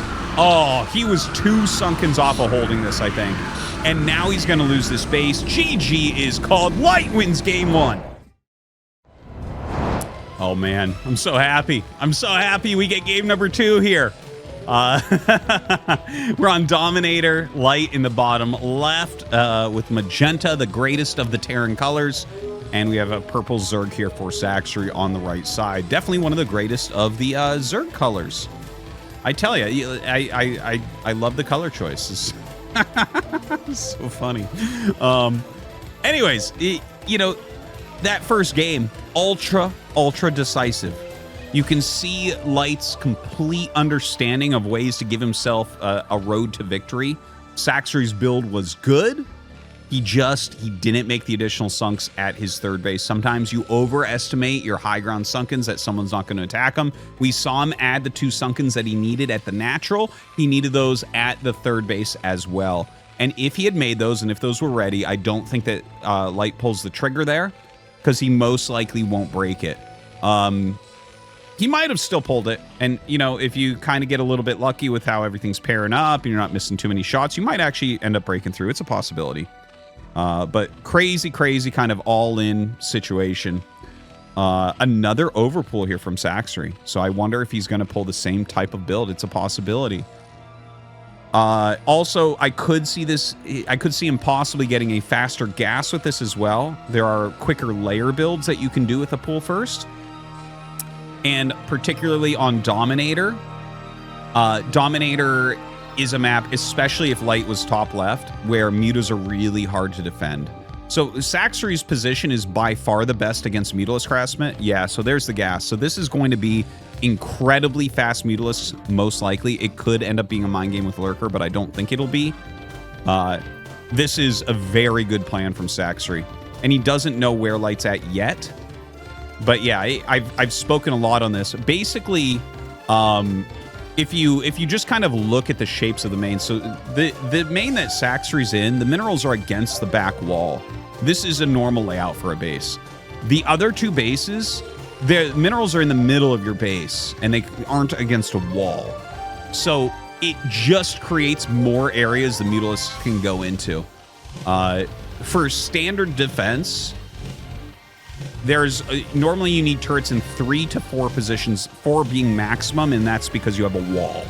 Okay, and the wall is dealt with a little bit different as far as turrets, but you always need turrets in your main, at your natural, like at the command centers, and then you need one near your barracks to make sure the mutas don't get on top of there. So those are the 3 locations, but when you look at Dominator on those 2 other spawns, there's just like a much wider area that the Mutalists can harass. And we did see on day 1, there was some interesting placements of the barracks to try to like hedge for that in one of the games. That was kind of cool.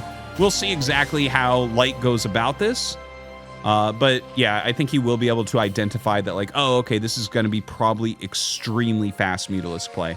And notice how he's not getting a second barracks. He's just getting a gas. I am interested. I think he's going to go fast academy with this. In my opinion, that is by far the best way to try to play against this. We haven't seen yet. But yeah, it does look like that's going to be the case. He should have started in the engineering bay about now if he was going to go fast +1. So I think this is going to be a 1 Rax academy rush, which is generally considered the best counterplay to such a quick Mutalisk. Wow, exciting stuff. Like, these guys very on top of how to play. Like, obviously, they're extremely strong pros, but this is probably the strongest overall match I think that we've had as an eliminator in the qualifiers. I'm thinking back to some of these other matches, and it's like, I mean, we've had some close matches. We've had really good matches. Like, I thought Beast Stork was really good. Ample YSC was pretty close and pretty good and stuff, but like none of those. Oh god, it is going to be a Lurker all in. Okay, so he's being very, very tricky right now. And so Light is greeting. He is not making his comsats. Pro Terrans will skip comsat for a long time. See, he just started another SCV. I actually think Saxri is going to take this game. He starts 1 comsat. Now, where will he scan with that comsat? I guess either location will give him good info because there's like nothing at the natural. Okay, he starts the second comsat. Now, the comsats are not as quick as you could have gotten them. He's like maximizing SCV count as best he can. One thing to mention about the Lurker all-ins. Okay, there was the scan. Where was it? Okay, it was at the natural. So he knows it's an all-in. And in fact, he probably knows it's a Lurker all-in. He'll probably start 2-3 bunkers right now. So there's 1. There's 2. 3. Yeah. Oh, no, it's a missile turret. Okay, so that's just for some detection. He's going to save the rest. You know it's not Muta here. Even if it was, there'd be like no Mutas because there's no second gas. So this is like, this makes it really hard for Saxri because he's going to have this up just in time. Damn, Light is so good. And notice how he switches to a fire bat. Really important to have a fire bat in your bunker. Incredibly important. Even if it won't hit the Lurkers, you need to clear the lings. That's the most important thing. You have to clear the lings before you utilize your scan as well. Oh, perfect play here from Light. Unbelievable. Unbelievable. And Saxri's going to be out. Wow. And with that, Light qualifies for the ASL. Sad face, Saxri's not going to make it in. It breaks my heart, but great play from Light. All right, so that's going to do it for the first half of the Day 2 qualifiers. Just to go over it once again, Jo Il-jung Hero qualifies there, and that's over Haya. We had Stork Song Byung-gu going over Beast. Pak Juno is Killer, and he was over Gameo. Yoon Soo Chul is Tolbo or YSC over Ample. And then we just had Light going over Saxri.